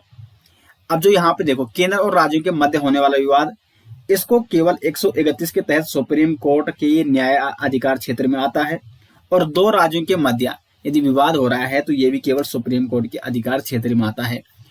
हाई कोर्ट और सुप्रीम कोर्ट में ये बी ऑप्शन हो जाएगा यहाँ पे सही आंसर, ये दोनों के अधिकार क्षेत्र में आता है। 128 है, भारत में से किस संवैधानिक संशोधन के अनुसार जीएसटी बिल पारित हुआ तथा किस अनुच्छेद के अंतर्गत जीएसटी काउंसिल का गठन हुआ? इंपोर्टेंट क्वेश्चन है। तो सही आंसर हो जाएगा सी ऑप्शन, संविधान संशोधन 101 और अनुच्छेद 279 ए के तहत जीएसटी काउंसिल का गठन किया गया और संविधान संशोधन 101 के तहत जीएसटी बिल पारित हुआ था। तो यहाँ पे सी ऑप्शन हो जाएगा सही आंसर। 129 से 97 संविधान संशोधन अधिनियम 2011 द्वारा निम्नलिखित में से किस नीति निर्देशक सिद्धांत को भारतीय संविधान में जोड़ा गया है? तो 129 का जो सही आंसर वो है सहकारी समितियों को प्रोत्साहन, डी ऑप्शन हो जाएगा सही आंसर। क्वेश्चन नंबर 130 है दोस्तों, भारतीय संविधान में नगर निकायों की अवधि अंकित है। तो कौन से अनुच्छेद में अंकित है नगर निकायों की अवधि? तो ये अंकित है आपकी अनुच्छेद 243 पी में नगर निकायों की अवधि अंकित है। क्वेश्चन नंबर 131 है, पंचायती राज का संबंध है। तो जो पंचायती राज है इसका संबंध किस सूची से है? तो राज्य सूची से, क्योंकि पंचायती राज संबंधी कानून या जो शक्तियां हैं वो राज्य को दिए गए हैं, तो ये राज्य सूची का विषय है और इस पर कानून बनाने का अधिकार भी राज्य का ही है। क्वेश्चन नंबर 132 है, संसद में राष्ट्रीय अल्पसंख्यक आयोग अधिनियम पारित किया गया था। तो इसका सही आंसर है 1992 में, सी ऑप्शन हो जाएगा सही आंसर। संसद में राष्ट्रीय अल्पसंख्यक आयोग अधिनियम 1992 में पारित किया गया था। 133 है, विधायी विषयों की समवर्ती सूची को किस देश के संविधान से लिया गया? तो जो समवर्ती सूची है दोस्तों इसको लिया गया है ऑस्ट्रेलिया के संविधान से, डी ऑप्शन हो जाएगा सही आंसर। 134 है, भारतीय संविधान का कौन सा अनुच्छेद राष्ट्रीय अनुसूचित जनजाति आयोग के गठन से संबंधित है? 134 का जो सही आंसर हो जाएगा यह यहाँ पे 338 ए, राष्ट्रीय अनुसूचित जनजाति आयोग के गठन से संबंधित कौन सा अनुच्छेद है? अनुच्छेद 338 है। अनुच्छेद 338 ए के तहत राष्ट्रीय अनुसूचित जनजाति आयोग का गठन किया जाएगा, जबकि जो अनुच्छेद 338 है इसके तहत राष्ट्रीय अनुसूचित जाति आयोग यानी एससी आयोग का गठन किया जाएगा, और 338 ए के तहत हो गया एसटी आयोग का गठन, और 338 बी के तहत ओबीसी आयोग का गठन किया जाएगा। अब देखो 341 में क्या है? एससी जाति यानी अनुसूचित जाति के बारे में बताया गया है, और 342 के तहत अनुसूचित जनजाति के बारे में बताया गया है। तो ये सभी जो अनुच्छेद है वो आपको नोट करना इंपॉर्टेंट है। क्वेश्चन नंबर 135 है, निम्नलिखित में से किसे भारत के राष्ट्रपति पर महाभियोग लगाने का अधिकार है? तो संसद के दोनों सदन भारत के राष्ट्रपति पर महाभियोग लगा सकते हैं। तो 135 का हो जाएगा यहाँ पे बी ऑप्शन। अब देखो महाभियोग किसी भी सदन में लाया जाए, लेकिन महाभियोग लाने के लिए जो आवश्यक रिक्वायरमेंट है वो है 1/4 सदस्यों की अनुमति, यदि महाभियोग लाया जा रहा है। और अगर 1/4 सदस्यों की अनुमति मिल गई और महाभियोग लाया जा चुका है, तो फिर इस महाभियोग प्रस्ताव को पास करने के लिए 2/3 बहुमत चाहिए, लाने के लिए 1/4 बहुमत, लेकिन इस प्रस्ताव को पास करने के लिए, पारित करने के लिए 2/3 बहुमत। तो ये आपको नोट करना है, इंपॉर्टेंट है। 136 से एक विधेयक वित्त विधेयक है या नहीं, इसका निर्णय भारत में कौन करता है? तो इसका निर्णय करता है दोस्तों लोकसभा अध्यक्ष। कोई विधेयक वित्त विधेयक या नहीं है तो इसका निर्णय करता है लोकसभा अध्यक्ष। 137 से लोक कल्याणकारी राज्य का आदर्श भारतीय संविधान में स्थापित किया गया है। लोक कल्याणकारी राज्य का आदर्श ये भारतीय संविधान में जो स्थापित किया गया है वो है राज्य के नीति के निर्देशक सिद्धांतों में, ए ऑप्शन हो जाएगा सही आंसर, क्योंकि इनका उद्देश्य यही है कि लोक कल्याणकारी राज्य की स्थापना करना। क्वेश्चन नंबर 138 है, भारतीय संविधान के संदर्भ में आधारभूत ढांचा यानी मूलभूत ढांचा सिद्धांत का प्रतिपादन सर्वप्रथम निम्नलिखित में से किस मामले में किया गया? यहाँ पे जो सही आंसर वो है केशवानंद भारती बनाम केरल राज्य मामला। इसमें सुप्रीम कोर्ट ने दोस्तों कहा कि संसद संविधान में संशोधन कर सकती है, लेकिन संविधान के मूल ढांचे में यानी आधारभूत ढांचे में परिवर्तन नहीं कर सकती है। तो आधारभूत ढांचा का जो सिद्धांत आया ये कहां से आया? ये आया केशवानंद भारती बनाम केरल राज्य इस केस से।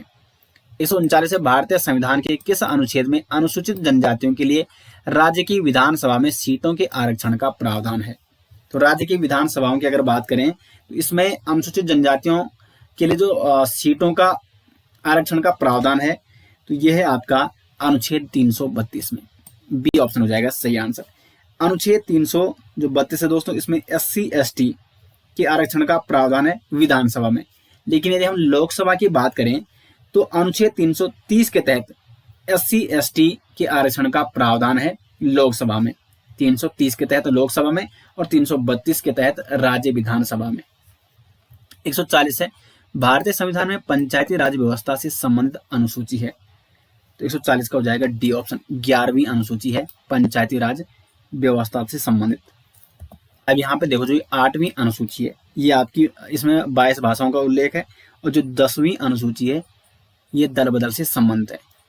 क्वेश्चन नंबर 141 है, ग्राम पंचायत सदस्यों की योग्यता भारतीय संविधान के किस अनुच्छेद में वर्णित है? तो योग्यता वर्णित है अनुच्छेद 243F में, यानी 141 का बी ऑप्शन हो जाएगा सही आंसर। 142 है, राज्यसभा के सभापति का चुनाव किस निर्वाचक मंडल के द्वारा किया जाता है? तो राज्यसभा के सभापति की अगर हम बात करें तो इसका जो निर्वाचन किया जाता है वो किया जाता है संसद के समस्त सदस्यों द्वारा। राज्यसभा के सभापति, संसद यानी लोकसभा के समस्त सदस्य और राज्यसभा के समस्त सदस्य, लोकसभा प्लस राज्यसभा के सभी सदस्य, ये राज्यसभा के सभापति का चुनाव के निर्वाचक मंडल में ये शामिल होते हैं। 143 है, राष्ट्रीय पंचायती राज दिवस मनाया जाता है। तो जो राष्ट्रीय पंचायती राज दिवस मनाया जाता है ये मनाया जाता है 24 अप्रैल को। सी ऑप्शन हो जाएगा सही आंसर। कई बार ये क्वेश्चन एग्जाम में पूछा जाता है। 144 है दोस्तों, संविधान सभा की पहली बैठक हुई। तो संविधान सभा की जो पहली बैठक हुई ये हुई 9 दिसंबर 1946 को। 145 है, भारत के संविधान के अनुसार निम्नलिखित में से कौन ग्राम सभा की शक्तियों और कार्यों का निर्धारण करता है? तो राज्य विधानमंडल, ये ऑप्शन हो जाएगा सही आंसर। 146 है, राष्ट्रीय अनुसूचित जाति आयोग की अध्यक्ष की नियुक्ति की शक्ति किसमें निहित है? तो राष्ट्रीय अनुसूचित जाति आयोग के अध्यक्ष की जो नियुक्ति है इसकी शक्ति किसमें निहित है? तो भारत के राष्ट्रपति के पास। ए ऑप्शन हो जाएगा यहाँ पे सही आंसर 146 का। 147 से, निम्नलिखित में से 26 जनवरी 1950 को भारत की वास्तविक संवैधानिक स्थिति क्या थी? 26 जनवरी 1950 जब भारतीय संविधान लागू हुआ तो इस समय जो भारत की वास्तविक संवैधानिक स्थिति थी तो ये थी दोस्तों एक संप्रभु, लोकतांत्रिक और गणराज्य। अब उसके बाद 42वां संविधान संशोधन किया जाता है 1976 में, और इसमें भारतीय संविधान की प्रस्तावना में समाजवाद, धर्मनिरपेक्ष और अखंडता जोड़ी गई। लेकिन अगर हम 1950 की बात करें तो भारत का जो संवैधानिक वास्तविक स्थिति थी वो थी एक संप्रभु, संपन्न, लोकतांत्रिक गणराज्य की। 148 है, भारत का संविधान निर्माण करने वाली संविधान सभा में कितनी महिला सदस्य शामिल थी? तो ये थी 15 महिला सदस्य। ए ऑप्शन हो जाएगा। 149 है, निम्न में से भारतीय संविधान का कौन सा अनुच्छेद कुछ दशाओं में गिरफ्तारी और नजरबंदी से संरक्षण से संबंधित है? तो 149 का है ए ऑप्शन, अनुच्छेद 22। ये कुछ दशाओं में गिरफ्तारी और नजरबंदी से संरक्षण से संबंधित है। क्वेश्चन नंबर 150 है, निम्नलिखित में से कौन सा एक सही सम्मिलित है? ये संवैधानिक निकाय हैं और ये उनके अनुच्छेद हैं, तो आपको बताना है कौन इसमें सही सम्मिलित है। तो यहाँ पे देखो, राष्ट्रीय अनुसूचित जाति आयोग, इसका जो यहाँ पे आर्टिकल इससे संबंधित है वो है 338, ना कि 148, तो ये तो यहाँ पे गलत हो जाएगा। उसके बाद निर्वाचन आयोग, तो निर्वाचन आयोग से संबंधित जो आर्टिकल है वो है 324, और राष्ट्रीय पिछड़ा वर्ग आयोग ये है 338B। तो वित्त आयोग 280 बिल्कुल सही हो रहा है, यानी डी ऑप्शन हो जाएगा, ये सही सम्मिलित है। क्वेश्चन नंबर 151 है, निम्नलिखित के सही कालानुक्रम की पहचान कीजिए। अब यहाँ पे देखो, शंकरी प्रसाद बनाम भारतीय संघ, ये केस है 1951 का। फिर है सज्जन सिंह बनाम राजस्थान राज्य, ये 1965 है। गोलकनाथ बनाम पंजाब राज्य, ये है 1967, और केशवानंद भारती बनाम केरल राज्य, ये है 1973, यानी 1 2 3 4, ये इसका डी ऑप्शन ही सही आंसर हो जाएगा। ये 1951 है, 1965, 1967 और 1973। अब यहाँ पे देखो दोस्तों, जो शंकरी प्रसाद बनाम भारतीय संघ जो ये केस था, इसमें सुप्रीम कोर्ट ने कहा था संसद को कि संसद को संविधान संशोधन का पूर्ण अधिकार है, और मूल अधिकार जो भी है उनको भी संशोधन करने का पूर्ण अधिकार है। उसके बाद सज्जन सिंह बनाम राजस्थान राज्य, इसमें भी संसद ने मूल अधिकार को परिवर्तित करने का अधिकार वो किसको है? संसद को है, सुप्रीम कोर्ट ने ये कहा था। उसके बाद गोलकनाथ बनाम पंजाब राज्य, इसमें सुप्रीम कोर्ट ने संसद को कहा था कि संसद मूल अधिकार में संशोधन नहीं कर सकती है, किसमें? गोलकनाथ बनाम पंजाब राज्य केस में। और फिर केशवानंद भारती बनाम केरल राज्य, इसमें आता है मूल ढांचे का सिद्धांत, जिसमें सुप्रीम कोर्ट ने कहा कि संसद संविधान को संशोधित कर सकती है, परिवर्तित कर सकती है, लेकिन इसके मूलभूत ढांचे यानी जो बेसिक स्ट्रक्चर है उसमें परिवर्तन नहीं कर सकती है। तो चारों के बारे में डिटेल्स में आपको बता दिया है, और इनका क्रम 1 2 3 4 ये सही है। क्वेश्चन नंबर 152 है, भारतीय संविधान के किस अनुच्छेद में अस्पृश्यता उन्मूलन के विषय में उल्लेख किया गया है? तो 152 का हो जाएगा अनुच्छेद 17 में है अस्पृश्यता के उन्मूलन के विषय में उल्लेख। 153 है, निम्न में से किस अधिनियम के अंतर्गत द्वैध शासन व्यवस्था लागू की गई? तो द्वैध शासन जो व्यवस्था है ये लागू की गई भारत सरकार अधिनियम 1919 के माध्यम से। अब यहाँ पे देखो, भारतीय परिषद अधिनियम 1861 ये जाना जाता है विभागीय प्रणाली के लिए, यानी पोर्टफोलियो सिस्टम किसमें लागू हुआ था? भारतीय परिषद अधिनियम 1861 में। फिर भारतीय परिषद अधिनियम 1892 ये जाना जाता है अप्रत्यक्ष रूप से निर्वाचन का जो प्रावधान ये शुरू किया गया था 1892 में। और भारतीय परिषद अधिनियम 1909 के तहत सांप्रदायिक प्रतिनिधित्व की शुरुआत की गई थी और द्वैध शासन व्यवस्था लागू की गई भारत सरकार अधिनियम 1919 में। 154 प्रथम लोकसभा के स्पीकर कौन थे? तो जीवी मावलंकर थे प्रथम लोकसभा के स्पीकर। ए ऑप्शन हो जाएगा सही आंसर। क्वेश्चन नंबर 155 है, भारतीय संविधान के किस अनुच्छेद में भाषण एवं अभिव्यक्ति की स्वतंत्रता के मूल अधिकार का प्रावधान है? तो भाषण एवं अभिव्यक्ति की स्वतंत्रता का जो प्रावधान है वो है यहाँ पे अनुच्छेद 19 में। बी ऑप्शन हो जाएगा सही आंसर। 156 है, निजता का अधिकार किसके अधीन है? तो निजता का अधिकार है अनुच्छेद 21 में, निजता का अधिकार। 157 है, अनुच्छेद 19 के अंतर्गत निम्नलिखित में से कौन सी एक स्वतंत्रता की भारतीय संविधान द्वारा गारंटी नहीं दी गई है अनुच्छेद 19 के तहत? तो 157 का जो सही आंसर है, देखो संपत्ति रखने, खरीदने और बेचने की स्वतंत्रता आर्टिकल 19 में नहीं है। आर्टिकल 19 में 6 विशेष अधिकार दिए गए हैं, तो इसमें संपत्ति रखना, खरीदना और जो बेचने की स्वतंत्रता ये इसमें नहीं दी गई है। शांतिपूर्ण तथा बिना शस्त्रों के एकत्र होने की स्वतंत्रता दी गई है। किसी व्यापार अथवा व्यवसाय को करने की स्वतंत्रता इसमें दी गई है और पूरे देश में इच्छानुसार घूमने फिरने की स्वतंत्रता दी गई है। वाक और अभिव्यक्ति की स्वतंत्रता भी अनुच्छेद 19 में दी गई है, लेकिन इसलिए इसका ए ऑप्शन सही आंसर हो जाएगा, ये गारंटी इसमें नहीं दी गई है। 158 है, नीचे 2 कथन दिए गए हैं जिनमें से एक को अभिकथन ए तथा दूसरे को कारण आर कहा गया है। अब देखो अभिकथन क्या है। अभिकथन ए है, भारतीय संविधान के अनुसार एक ही व्यक्ति एक ही समय में 2 अथवा 2 से अधिक राज्यों के राज्यपाल के पद पर कार्य नहीं कर सकता है। ये गलत कथन है दोस्तों, जो ये अभिकथन ए है ये गलत है, क्योंकि 7वां संविधान संशोधन अधिनियम 1956 के तहत एक व्यक्ति एक से अधिक राज्य का राज्यपाल बन सकता है। ये है 7वां संविधान संशोधन 1956 के तहत भारतीय संविधान में। कारण आ रहे हैं भारतीय संविधान के अनुच्छेद 153 में यह कहा गया है कि प्रत्येक राज्य के लिए एक राज्यपाल होगा। ये भी बिल्कुल सही है। तो अनुच्छेद 153 कहता है कि प्रत्येक राज्य के लिए एक राज्यपाल होगा, लेकिन फिर 7वां संविधान संशोधन अधिनियम 1956 आता है और इसमें कहा गया कि एक व्यक्ति एक से अधिक राज्य का राज्यपाल भी बन सकता है। तो कारण आर तो सही है, लेकिन अभिकथन ए सही नहीं है। तो ए गलत है और किंतु आर सही है। इसका ए ऑप्शन हो जाएगा सही आंसर। पूरी डिटेल से मैंने आपको एक्सप्लेन भी इसको कर दिया है। नेक्स्ट यहाँ पे, निम्नलिखित में से कौन से जोड़े का मिलान सही नहीं है? अब यहाँ पे देखो, लोक सेवाओं में अवसर की समानता केवल भारत के नागरिकों के लिए सुनिश्चित है, बिल्कुल ये सही है। विधि के समक्ष समानता ये नागरिकों एवं गैर नागरिकों दोनों के लिए सुनिश्चित की गई है। किसी राज्य का नाम राज्य विधानमंडल के शक्ति है, तो ये यहाँ पे सी ऑप्शन है, क्योंकि ये मिलान सही नहीं है। क्योंकि किसी राज्य के नाम में परिवर्तन करना ये शक्ति किसके पास है? केवल संसद के पास, ठीक है। तो ये इसमें मिलान सही नहीं है। और किसी नए राज्य की स्थापना करना ये संसद की शक्ति, ये भी सही है। तो सी ऑप्शन इसका सही आंसर है। 160 है, सूची 1 को सूची 2 से सम्मिलित कीजिए और सूचियों के नीचे दिए गए कोड का प्रयोग कर सही उत्तर चुने। तो आपको इसमें सही कोड चुनना है। अब यहाँ पे देखो दोस्तों, भारत की संचित निधि, तो अनुच्छेद 266 ये सही है। वित्त आयोग, ये आपका वित्त आयोग हो जाएगा 280। वित्तीय आपातकाल, तो वित्तीय आपातकाल ये अनुच्छेद 360 के तहत लगाया जाता है। वो भारत के नियंत्रक एवं महालेखा परीक्षक ये 148 है। तो ए का 1 है, बी का 3, सी का 2 और डी का 4। तो ए का 1, बी का 3, सी का 2 और डी का 4, यानी इसका डी ऑप्शन हो जाएगा सही आंसर 160 का। क्वेश्चन नंबर 161 है, निम्न श्रेणियों में से किसके विधेयक केवल लोकसभा में ही प्रारंभ किए जा सकते हैं? तो केवल लोकसभा में जो विधेयक प्रारंभ किए जाते हैं वो कौन से हैं, तो वो हैं वित्त विधेयक। वित्त विधेयक केवल लोकसभा में प्रारंभ किए जा सकते हैं। 162 है, प्रस्तावना में स्वतंत्रता, समानता और बंधुत्व शब्द किस देश के संविधान से लिए गए हैं?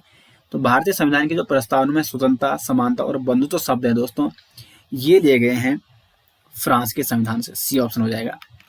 163 है, 1909 के इंडियन काउंसिल एक्ट में किस बात की व्यवस्था की गई थी? तो यहाँ पे सही आंसर हो जाएगा यहाँ पे सांप्रदायिक प्रतिनिधित्व। 163 का डी ऑप्शन है। 1909 का जो इंडियन काउंसिल एक्ट था, इसमें मुस्लिमों को पृथक निर्वाचन सुविधा दी गई थी। तो सांप्रदायिक प्रतिनिधित्व की शुरुआत 1909 के इंडियन काउंसिल एक्ट के तहत हुई थी। द्वैध शासन की यहाँ पे बात है। द्वैध शासन प्रणाली ये 1919 के अधिनियम में शुरू हुई और जो संघीय व्यवस्था है ये 1935 के अधिनियम में शुरू हुई थी। 164 है, निम्न में से कौन सी समिति संसद की स्थायी समिति नहीं है? लोक लेखा समिति, प्राक्कलन समिति और लोक उपक्रम समिति, ये तीनों स्थायी है। वित्त मंत्रालय की परामर्शदात्री जो समिति है ये स्थायी समिति नहीं है। इसका डी ऑप्शन हो जाएगा 164 का सही आंसर। क्वेश्चन नंबर 165 है, भारतीय संविधान में शोषण के विरुद्ध अधिकार के अंतर्गत निम्नलिखित में से किसकी परिकल्पना की गई है? अब यहाँ पे पहला उसमें अस्पृश्यता का अंत, जो तो अस्पृश्यता का जो अंत है वो है अनुच्छेद 17 में, और ये समता के अधिकारों में आता है। समता के अधिकार ये 14 से 18 में है और अस्पृश्यता का अंत है अनुच्छेद 17 में, यानी ये समता के अधिकारों में आता है, तो ये तो नहीं होगा। मानव देह व्यापार और बलात्श्रम का निषेध, ये बिल्कुल सही है, ये शोषण के विरुद्ध अधिकारों में आता है। कारखानों और खदानों में बच्चों की मजदूरी का निषेध, तो ये दोनों यहाँ पे शोषण के विरुद्ध जो अधिकार हैं इसके अंतर्गत आते हैं 2 और 3। और जो अल्पसंख्यकों के हितों की सुरक्षा ये अनुच्छेद 29 में आता है, जो कि शिक्षा संस्कृति के अधिकारों के अंतर्गत आता है। तो ये अनुच्छेद 29 का है, ये अनुच्छेद 17 का है, और ये जो 2 हैं ये हैं आपके शोषण के विरुद्ध अधिकार के अंतर्गत, तो इसलिए बी ऑप्शन हो जाएगा सही आंसर। क्वेश्चन नंबर 166 है, भारत के संविधान में निम्नलिखित में से क्या कथित है? राष्ट्रपति संसद के किसी भी सदन का सदस्य नहीं होगा, ये बिल्कुल सही है। संसद राष्ट्रपति और दोनों सदनों से मिलकर बनेगी, यही बिल्कुल सही है, क्योंकि जो संसद होती है वो राष्ट्रपति, लोकसभा और राज्यसभा यानी दोनों सदनों से मिलकर बनती है, तो 1 और 2 दोनों ये बिल्कुल कथन सही है। 167 है, निम्नलिखित कथन पर विचार कीजिए। भारतीय संविधान में कोई संशोधन लाने का उपक्रम किया जाता है लोकसभा द्वारा, राज्यसभा द्वारा, राज्य विधानमंडल द्वारा या भारत के राष्ट्रपति द्वारा। तो 167 का जो सही है वो है 1 और 2, लोकसभा द्वारा और राज्यसभा द्वारा, यानी ए ऑप्शन हो जाएगा सही आंसर। कोई भी संशोधन लाने का उपक्रम वो या तो लोकसभा में लाया जाएगा या तो राज्यसभा में लाया जाएगा। क्वेश्चन नंबर 168 है, भारत के निर्वाचन आयुक्त के निम्नलिखित में से कौन से कार्य हैं? पहला ऑप्शन है लोकसभा के अध्यक्ष और उपाध्यक्ष तथा राज्यसभा की उपसभापति के पदों के लिए निर्वाचन करवाना। ये निर्वाचन आयुक्त का काम नहीं है, क्योंकि लोकसभा के जो अध्यक्ष और उपाध्यक्ष चुने जाते हैं वो लोकसभा के सदस्यों में से किसी एक को चुना जाता है अध्यक्ष और किसी एक को उपाध्यक्ष, और उसी प्रकार से राज्यसभा के सदस्य किसी एक को उपसभापति चुनते हैं अपने में से। तो ये तो निर्वाचन आयुक्त का काम नहीं है। नगर पालिकाओं और नगर निगमों के लिए निर्वाचन, तो ये तो राज्य निर्वाचन आयुक्त का काम है। उपर्युक्त निर्वाचन से उत्पन्न सभी संदेहों और विवादों का निर्णय, तो ये तो सुप्रीम कोर्ट का काम है। तो इसका मतलब यहाँ पे कोई भी कोर्ट सही नहीं है। राज्य जो भारत का निर्वाचन आयुक्त है उसके लिए, तो यहाँ पे उपर्युक्त में से कोई नहीं हो जाएगा, क्योंकि ये तीनों कार्य नहीं होते हैं भारत के निर्वाचन आयुक्त के। 169 है, निम्नलिखित में से कौन सा एक सही सुमेलित नहीं है? तो यहाँ पे जो सही आंसर है दोस्तों, दंतवार समिति, ग्रामीण ऋण, जीवीके राव समिति, प्रखंड स्तर पर नियोजन, अशोक मेहता समिति, पंचायती राज संस्थान और संथानम समिति, पंचायती राज वित्त। डी ऑप्शन हो जाएगा यहाँ पे सही आंसर, क्योंकि जो संथानम समिति है ये भ्रष्टाचार विरोधी समिति है। भ्रष्टाचार के विरोध हेतु ये समिति बनाई गई थी, भ्रष्टाचार विरोधी समिति। बाकी सभी समितियां इसमें क्या है, सम्मिलित हैं। क्वेश्चन नंबर 170 है, निम्नलिखित में से कौन सा एक सही सम्मिलित नहीं है? अनुच्छेद 154 राज्यपाल का कार्यकारी प्राधिकार बिल्कुल सही है। अनुच्छेद 153 राज्यपाल का पद बिल्कुल सही है। अनुच्छेद 156 राज्यपाल की पदावधि यानी टर्म बिल्कुल सही है। अनुच्छेद 155 यहाँ पे राज्यपाल को हटाना नहीं, बल्कि यहाँ पे क्या आना चाहिए था, यहाँ पे आना चाहिए था राज्यपाल की नियुक्ति अनुच्छेद 155 के तहत की जाती है, तो ये सुमेलित नहीं है, इसलिए डी ऑप्शन हो जाएगा सही आंसर। क्वेश्चन नंबर 171 है, भारतीय संविधान का कौन सा अनुच्छेद राष्ट्रपति के महाभियोग से संबंधित है? तो ये है अनुच्छेद 61। और जो ये भारतीय संविधान में राष्ट्रपति के महाभियोग है, ये लिया गया है अमेरिका के संविधान से। 172 है वह संवैधानिक संशोधन जो शिक्षा के अधिकार से संबंधित है। तो 86वां संविधान संशोधन 2002, इसके माध्यम से 6 से 14 वर्ष के बच्चों के लिए अनिवार्य और निःशुल्क शिक्षा को मौलिक अधिकार के रूप में शामिल किया गया था। तो इसका डी ऑप्शन है। 173 है निम्नलिखित में से कौन सा अनुच्छेद लोकसभा के अध्यक्ष एवं उपाध्यक्ष के निर्वाचन से संबंधित है। तो इसका सही आंसर है अनुच्छेद 93, डी ऑप्शन हो जाएगा सही आंसर। 174 है लोकसभा आयोजित करने के लिए अपेक्षित जो गणपूर्ति जो कोरम होता है लोकसभा को आयोजित करने के लिए, तो वो होता है 1/10, 1/10। सी ऑप्शन हो जाएगा यहाँ पे सही आंसर, गणपूर्ति यानी कोरम पूरा करने के लिए। 174 का सी। 175 है निम्नलिखित में से संसद की वह स्थायी समिति कौन सी है जिसमें राज्यसभा के सदस्य शामिल नहीं होते हैं। तो 175 का जो सही आंसर है दोस्तों वो है यहाँ पे प्राक्कलन समिति। प्राक्कलन समिति में राज्यसभा के सदस्य शामिल नहीं होते हैं, केवल लोकसभा के सदस्य शामिल होते हैं। अब यहाँ पे देखो जो लोक लेखा समिति है इसमें आपके टोटल 22 सदस्य होते हैं, 15 लोकसभा की और 7 राज्यसभा के। सार्वजनिक उपक्रम समिति इसमें भी टोटल 22 सदस्य होते हैं, 15 लोकसभा के और 7 राज्यसभा के।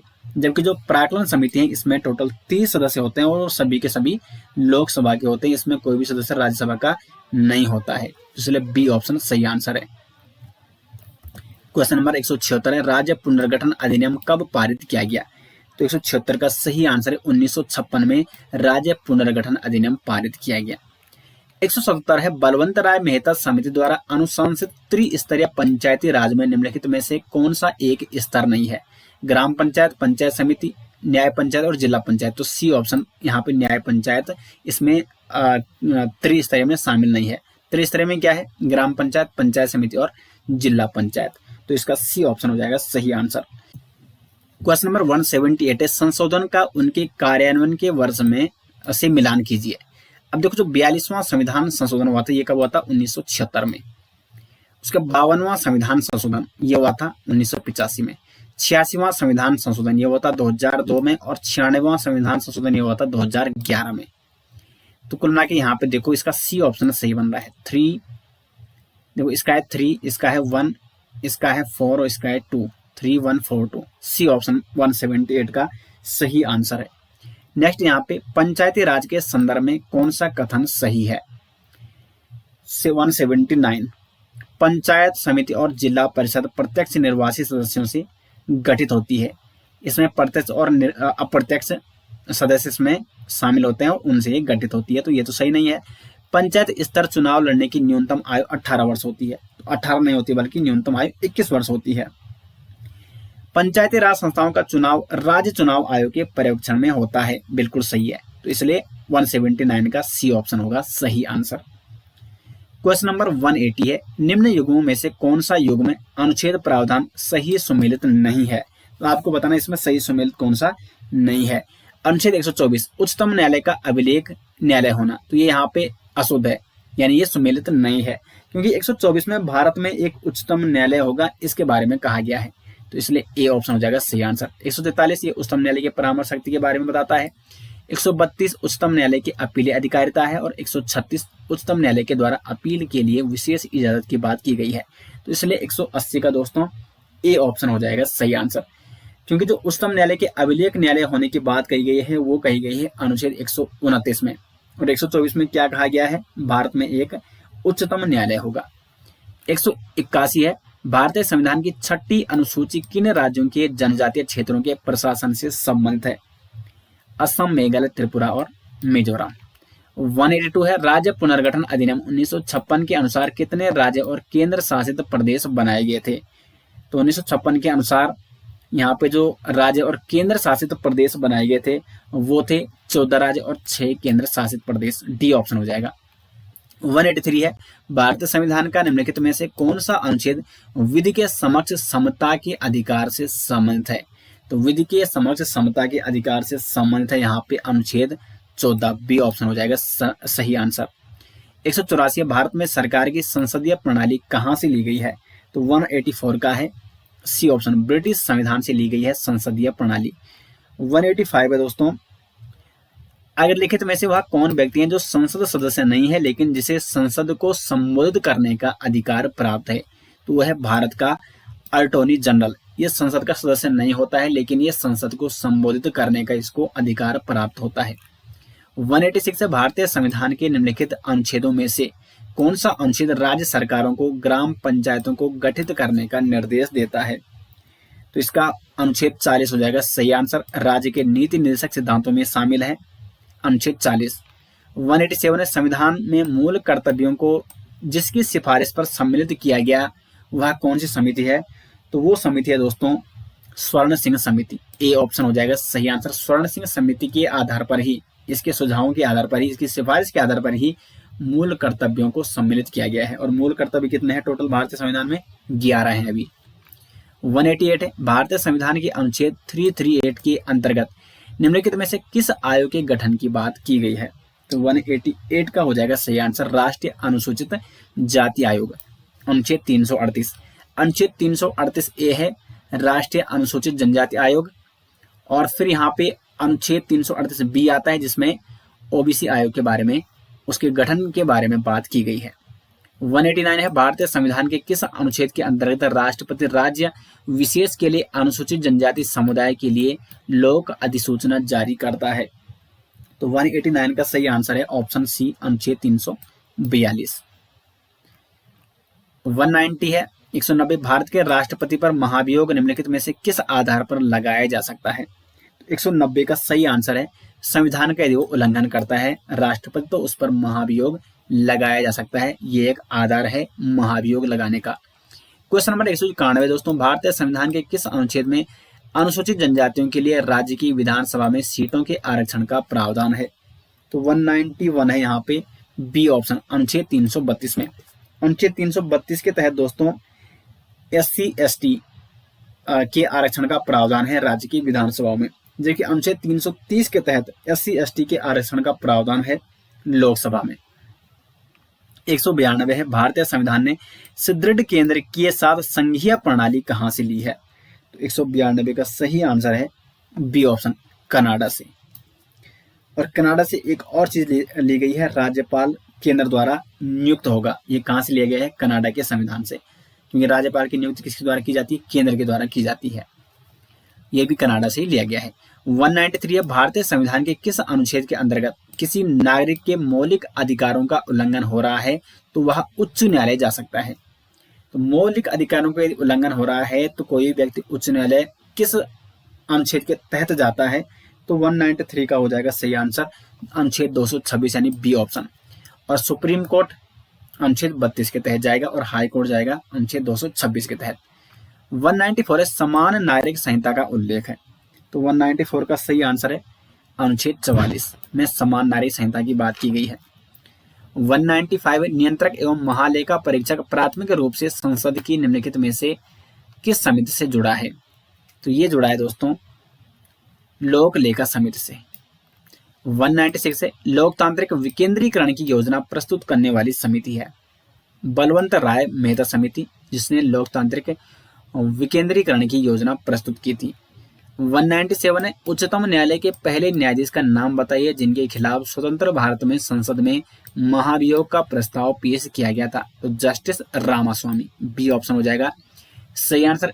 इनके खिलाफ संसद में महाभियोग का प्रस्ताव पेश किया गया था। 198 है, भारतीय संविधान के किस अनुच्छेद में कहा गया है कि सर्वोच्च न्यायालय अभिलेख न्यायालय होगा? तो 198 का हो जाएगा अनुच्छेद 129 सी ऑप्शन सही आंसर। नेक्स्ट यहाँ पे भारतीय संविधान के किस अनुच्छेद में निर्वाचन आयोग के लिए प्रावधान है? तो अनुच्छेद 324, अनुच्छेद 324 के तहत निर्वाचन आयोग के बारे में इसमें प्रावधान है अनुच्छेद 324 में। अब देखो निर्वाचन आयोग से एक और प्रश्न बनता है दोस्तों कि भारत में भारतीय निर्वाचन आयोग का गठन कब किया गया? तो 25 जनवरी 1950 को। संरचना की बात करें तो इसमें एक अध्यक्ष और 2 सदस्य होते हैं और इस 3 सदस्यीय संरचना की सिफारिश किसने की थी? जो दिनेश गोस्वामी समिति ने। निर्वाचन आयोग की जो 3 सदस्यीय संरचना है इसकी सिफारिश की थी दिनेश गोस्वामी समिति ने। क्वेश्चन नंबर 2 है, अक्टूबर 1959 को भारत में पंचायती राज का शुभारंभ निम्नलिखित में से कहां पर किया गया? तो राजस्थान के नागौर में। ए ऑप्शन हो जाएगा सही आंसर।